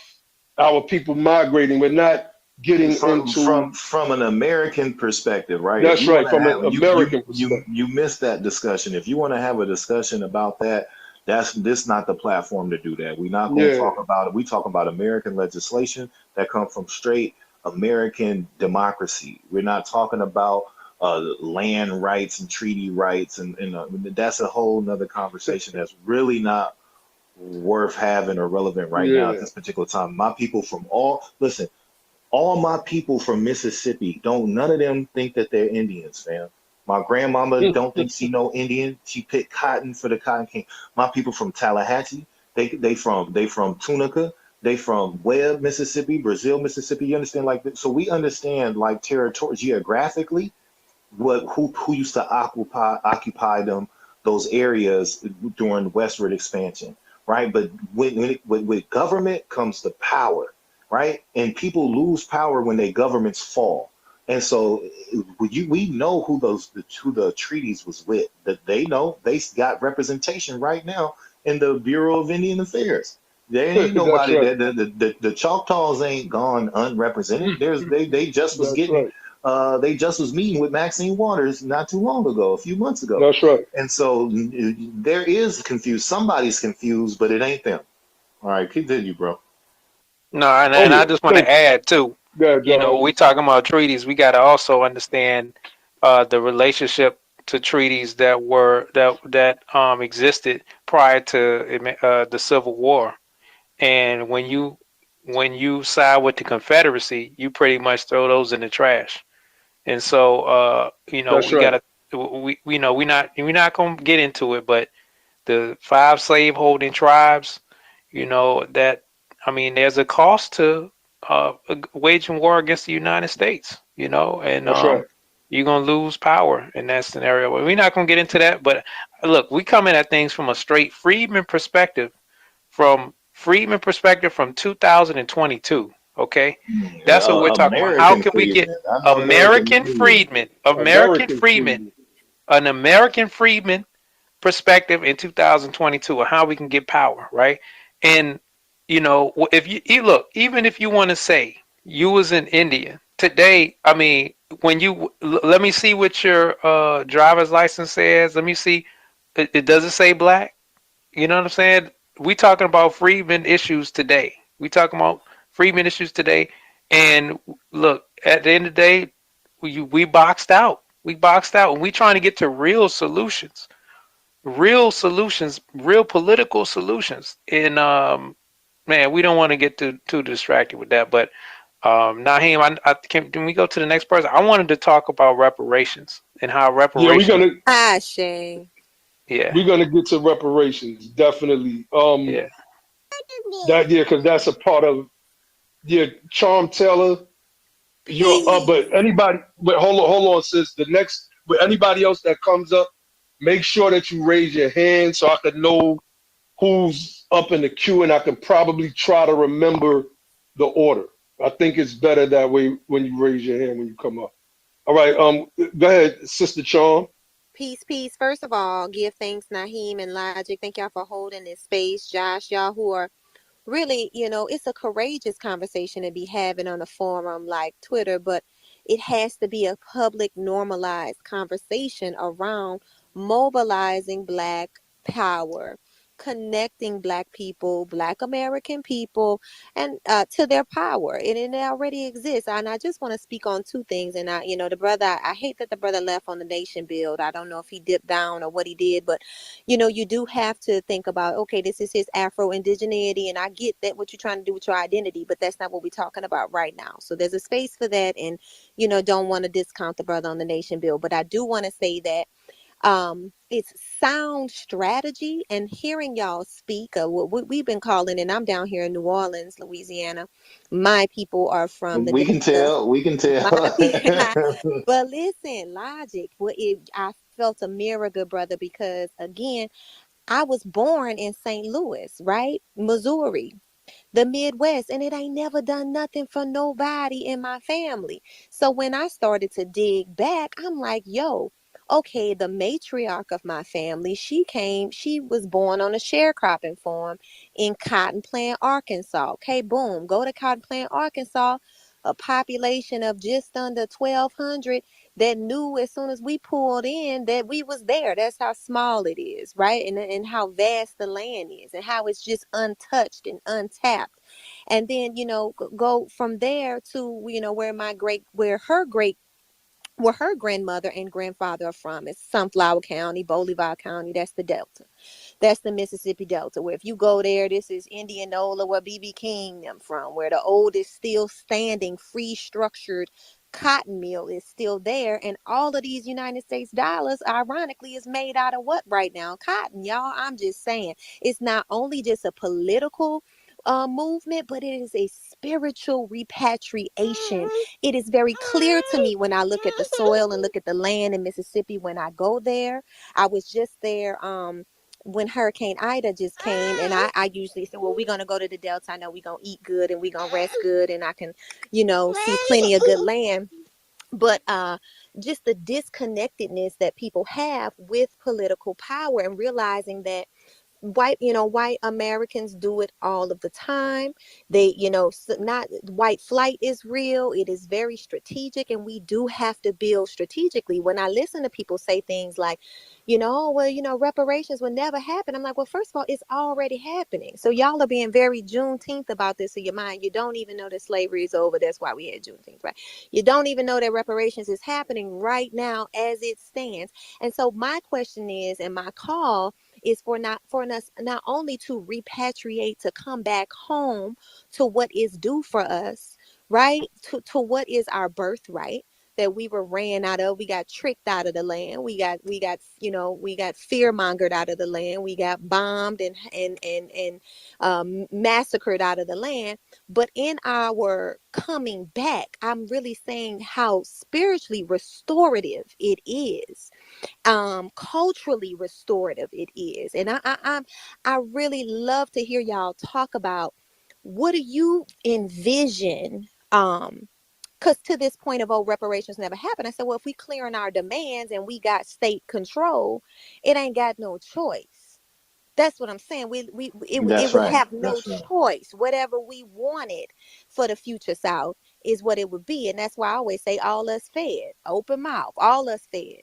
And it would have to look like some risk taking, some collective strategic building in our mindsets first. The mindset that there's something that's due for us, that we are not necessarily victim of, but that we say file in violation. There's been a violation on what is due to us, but it's up to us to demand it and to claim it.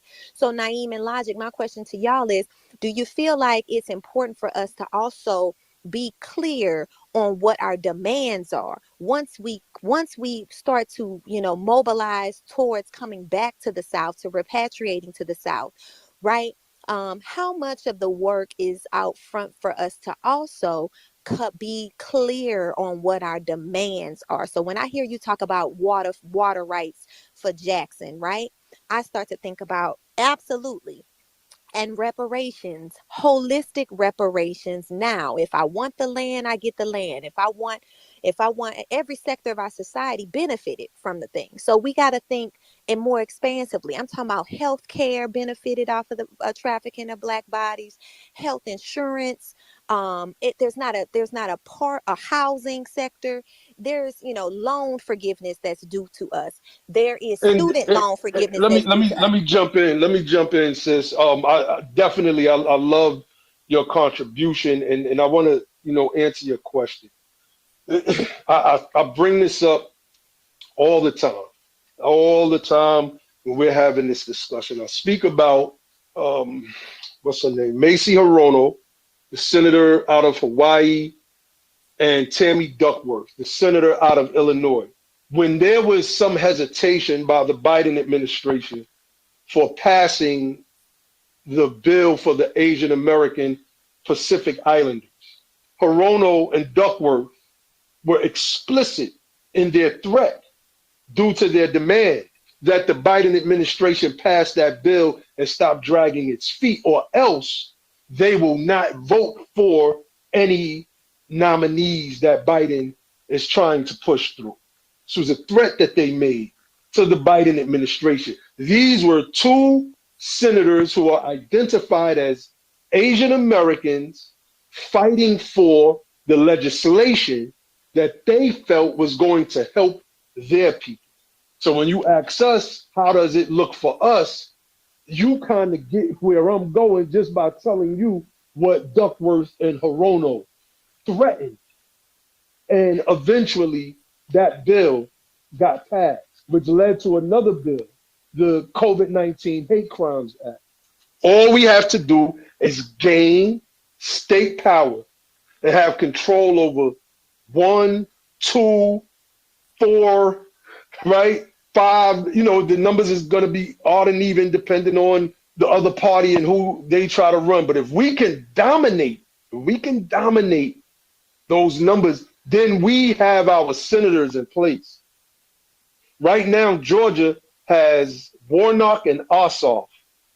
Warnock is a freedman.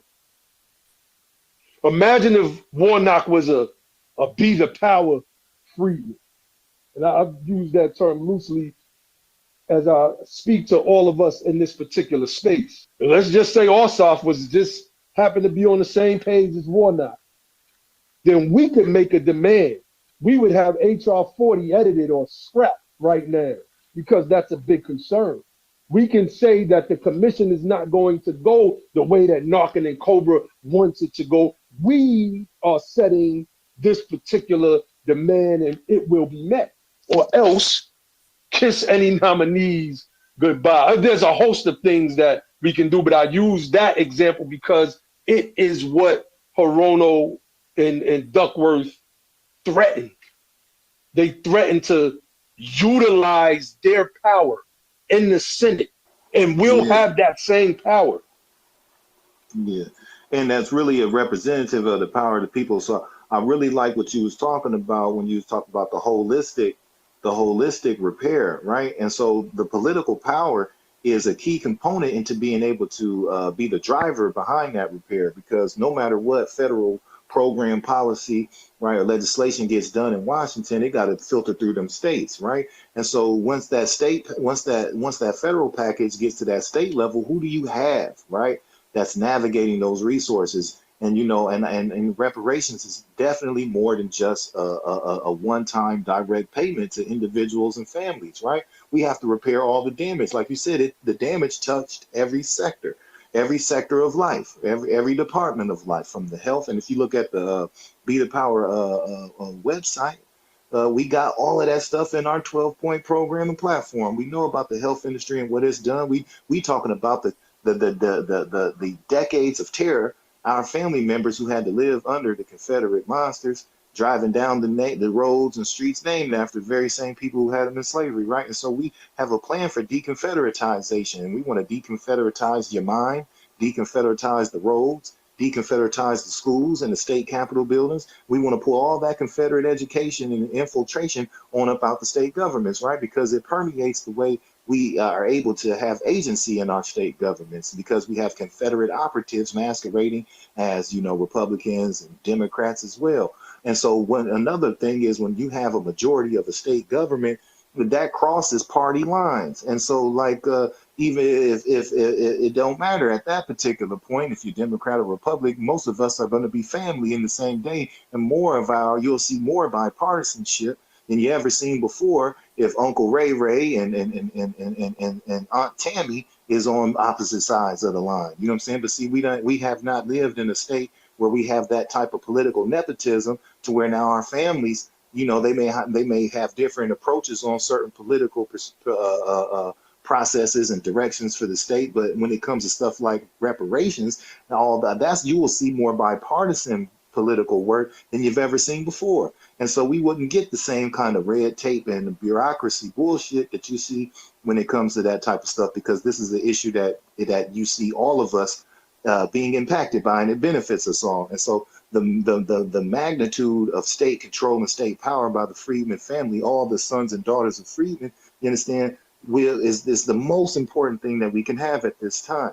It's the most important thing that we can have at this time. And if you understand how government is set up and how the government works, you will see that no matter what your thing is, no matter what you're into, if you had state power, it would give you more. It would give you more access to exercise power and to be able to control and access that thing than anything else, because that's just how government works. And government is the game, and politics is how it's played. And your ability and your proximity to power, right, directly affects and impacts how well you can play this game. Well, Yeah. thank you. I agree. I got to get my kids in the house. I say absolutely, in the future, we go back. Let me know just a call to action or what I need to do to stay connected with y'all. I did just give each of you a follow. Reparations win. No. Peace, sis.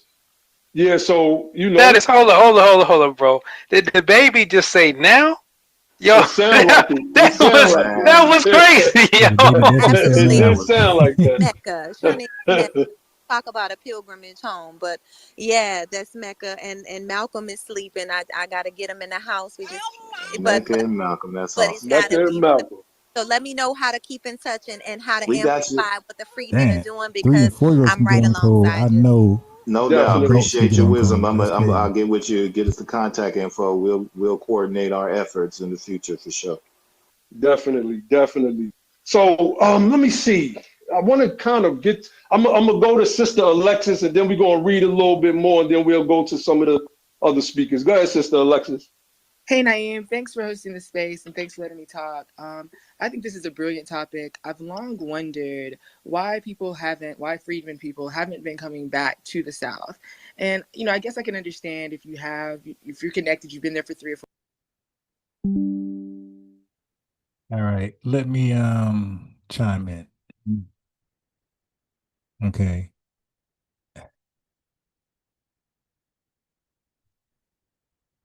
Let me see. Where are we at? Hmm.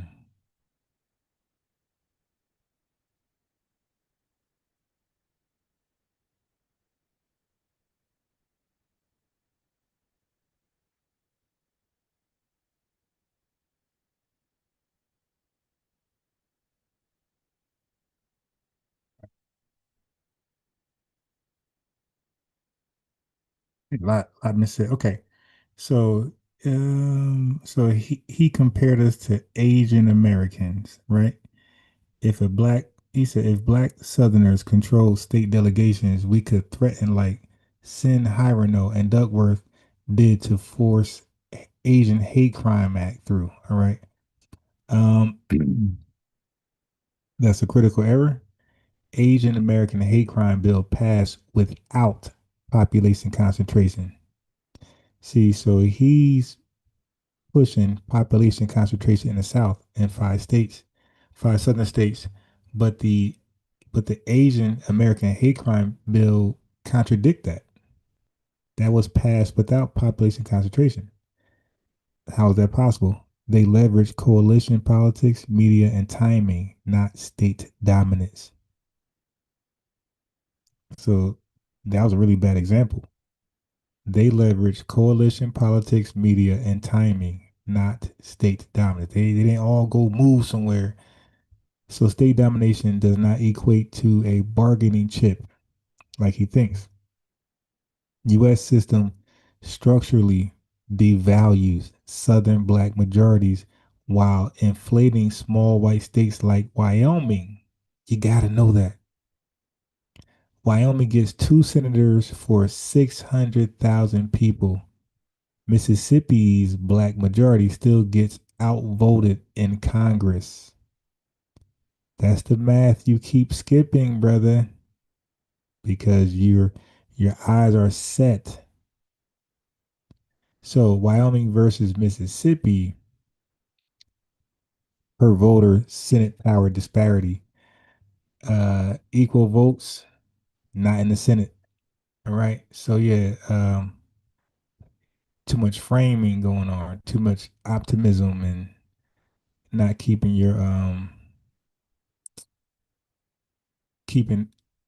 yourself unbiased to your own will and objective.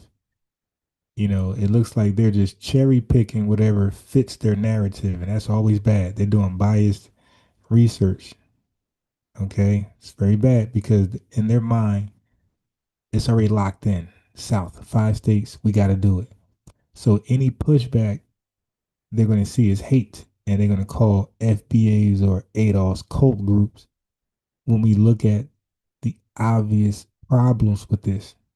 Like he just used the hate crime thing and as an example, and it contradicted his entire claim of all these folks in one area, all these folks being concentrated in one area. So anyway, I'm just listening. For generations and you're concerned about coming back, but oftentimes I live in Alabama, by the way, but people from like New York or Chicago like, oh my god, Alabama isn't like terribly racist, and I'm like, because Chicago's not racist at all.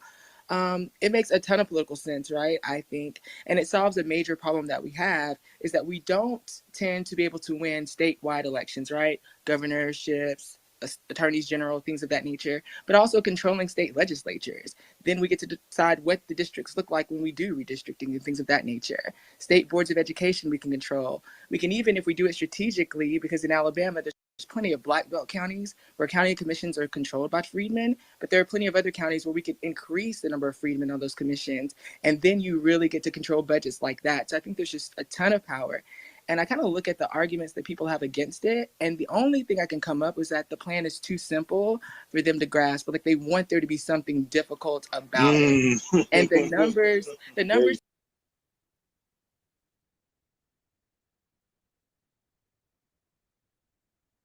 Okay, I keep muting myself. I don't know if I was heard what I just said, but I wanted to say, if black Southerners control state delegations, he said we could threaten like Senator Hirono and Duckworth did to force Asian hate crime act through. Okay, and I said that was a critical error. Asian American hate crime bill passed without population concentration, so they didn't have to all populate and concentrate one area to get a hate crime bill passed. No, they didn't do that. So that contradicted, or it didn't value his his work to show how we need to go and concentrate in those five southern states. Instead, what the Asian community did was they leveraged coalition politics, media, and timing, not state dominance. They didn't go all move to one state to get that done. So state domination doesn't equate to a bargaining chip as they presented it. U.S. system structurally devalues Southern black majorities while inflating small white states like Wyoming. So I said Wyoming gets two senators for 600,000 people. They get two senators. Mississippi's black majority still gets outvoted in Congress. That's the math that he keeps skipping. That's what I said. Speak volumes. Like Mississippi has the highest rate of black home ownership in the entire nation. And like the number 3 state is South Carolina, then it's Alabama. I'm like, I don't know why people haven't been coming back in droves already. And now that we have a lot of people returning or going to remote work, possibly that can be an impetus for us to get back here quicker. But I just wanted to thank you all for having the conversation and say that I support it wholeheartedly. No doubt. And so Alexis, so one thing I will say, I want to say two things real quick for Naheem, though, and I know Josh probably has something to say, is one, I love when people come on with exercising their understanding of government, how it works. So that was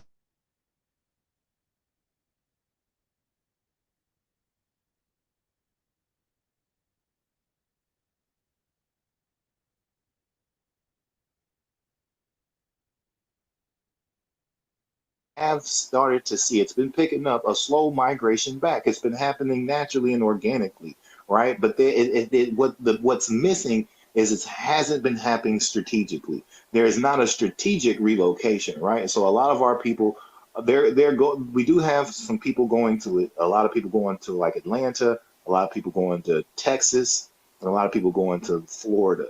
But it's not like a strategic thing. And so what we need to do in order for us to strategically locate ourselves, right, is have an uptick in this conversation here, right, so we can have a serious pull factor to pull people back to the places that makes the most sense. And there's a lot of things we can talk about. People think that the South is just a bunch of sticks and woods and stuff. Like we have to we have to reframe how our people up north look and think about the South. You got a lot of sticks and woods out there, and a lot of things that we can hit on. A lot of the push factors are already taking place. Of sticks and woods out there. The police violence, they're getting priced out. The cost of living is just continuously rising. It's getting unaffordable for our people to even live in places like New York, Chicago, Los Angeles, stuff like that. It just doesn't make any sense. They're getting driven out anyway. And right, so what we're trying to do is get a little bit ahead of that and set up a home for our people to come back to that makes sense for them. And so yeah, and that's what we see it happening. It's slow and it lacks strategy. But we want our people to not just move south. We want it to be a strategic relocation back in the South, right? And we can go into that later if not he wants to. Oh, definitely. I just want to read a little bit and then we're going to go back to some hands because we want to drive the message home, right? This isn't just some plan, you know, and let me reset. This is really in response to the hashtag cult, and I gotta be honest, because they're trying to step on the strategy He is because so it's a focused on strategy and they FBA and have nothing. ADOS. That's And crazy. when you have nothing, Just teach your message, depending on your man. Matter level of of fact, live it. narcissism, you try to wreck everything else that somebody else has. When I say the hashtag cult, I'm speaking of ADOS and their cult leader, Yvette Carnell, right? There's been a series of tweets that have been brought to my attention. One of them is in the Jumbotron, where this one guy who lives in Atlanta with Yvette Carnell, Yeah, they don't who have to said agree the with your South plan. is despicable. It's saying, don't come back to the South. Stay where you are, fight and build there. Shit, Again, let me I might agree with stress, that. we're not just telling people to stop fighting where you are and come back home to the South where, you know, where your families are from. That's not what we're saying at all. Brother Logic, our national spokesperson, he just spoke to strategic relocation, the political will that will So you don't want drive no this pushback? relocation back to the South.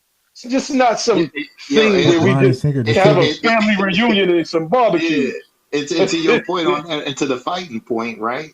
Like, what's better if you want, like, to have your forces That's right. spread out, right, or to reorganize your troops in a position where you can defend, right? And what's easier to defend, home court? What's more important, right? See, we're not Mm, looking at the South like home.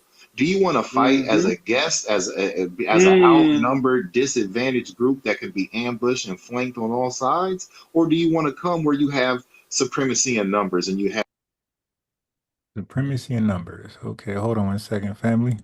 have the dominant force? 1 second.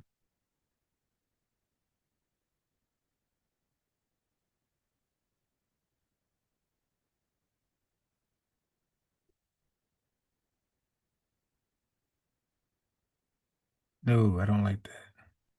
That ain't what I wanted. What about this one?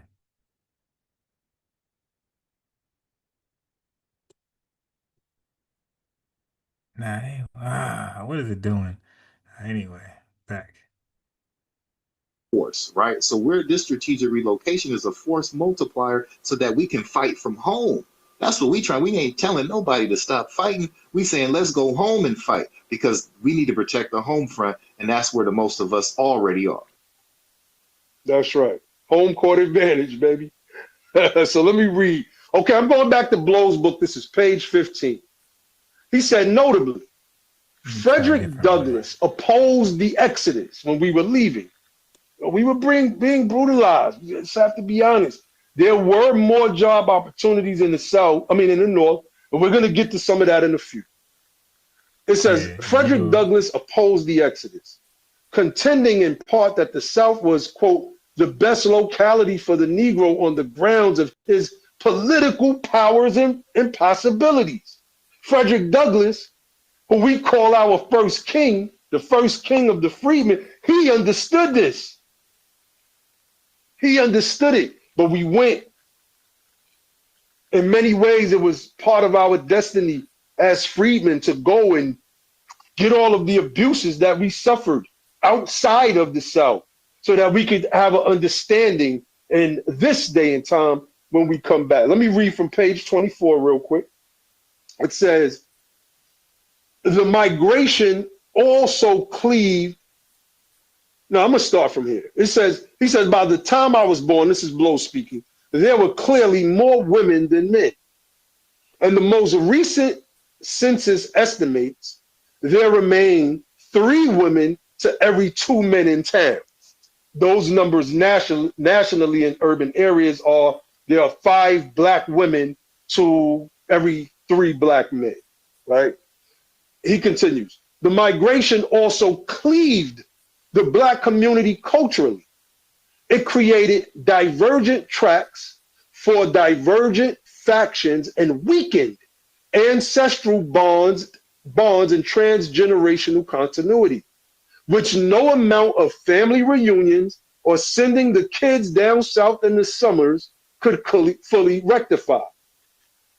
The sudden loss of so many young black people meant that for many children, grandparents became primary parents.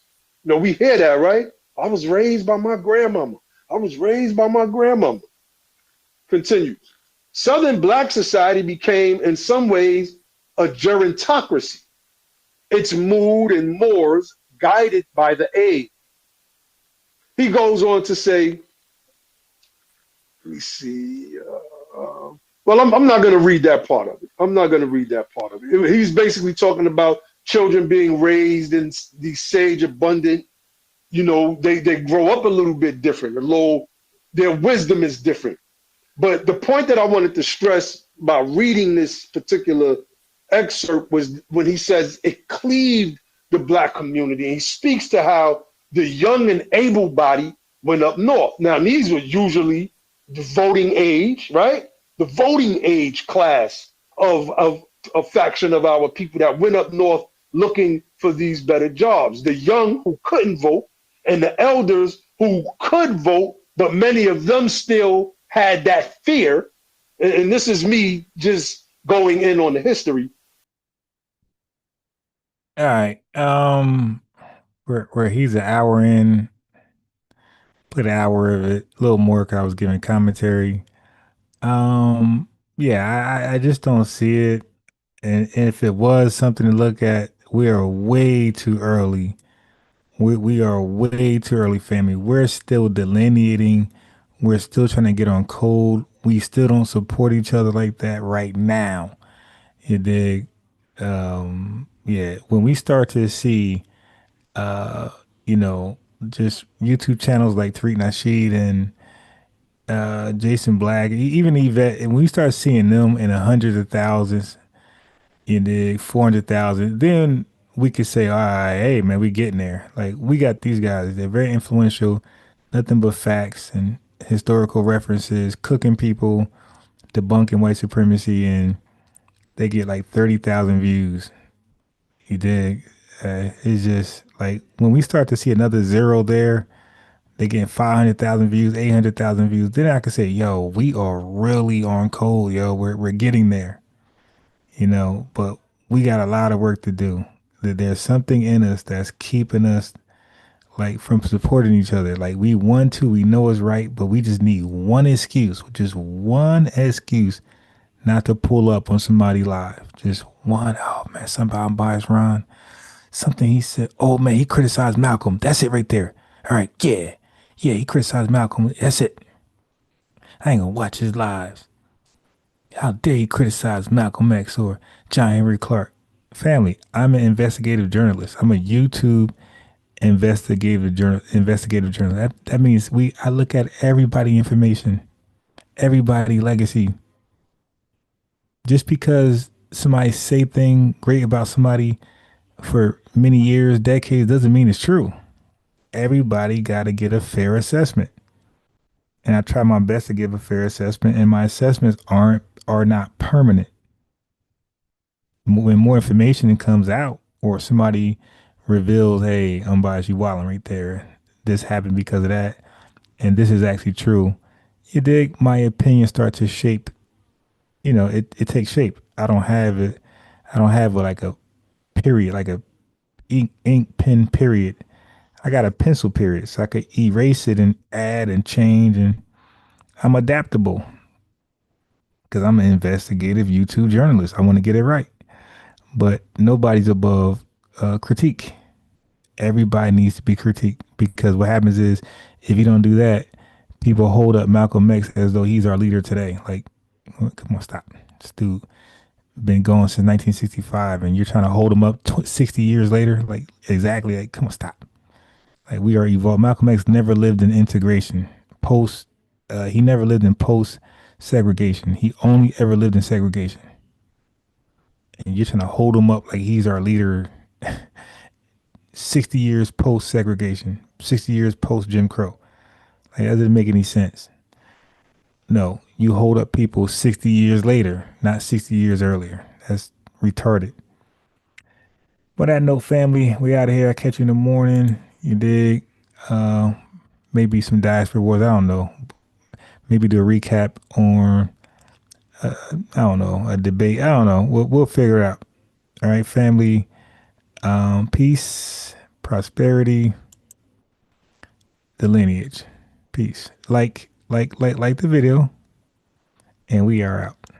I appreciate you guys for showing up because it was hella people live. You guys could have been anywhere.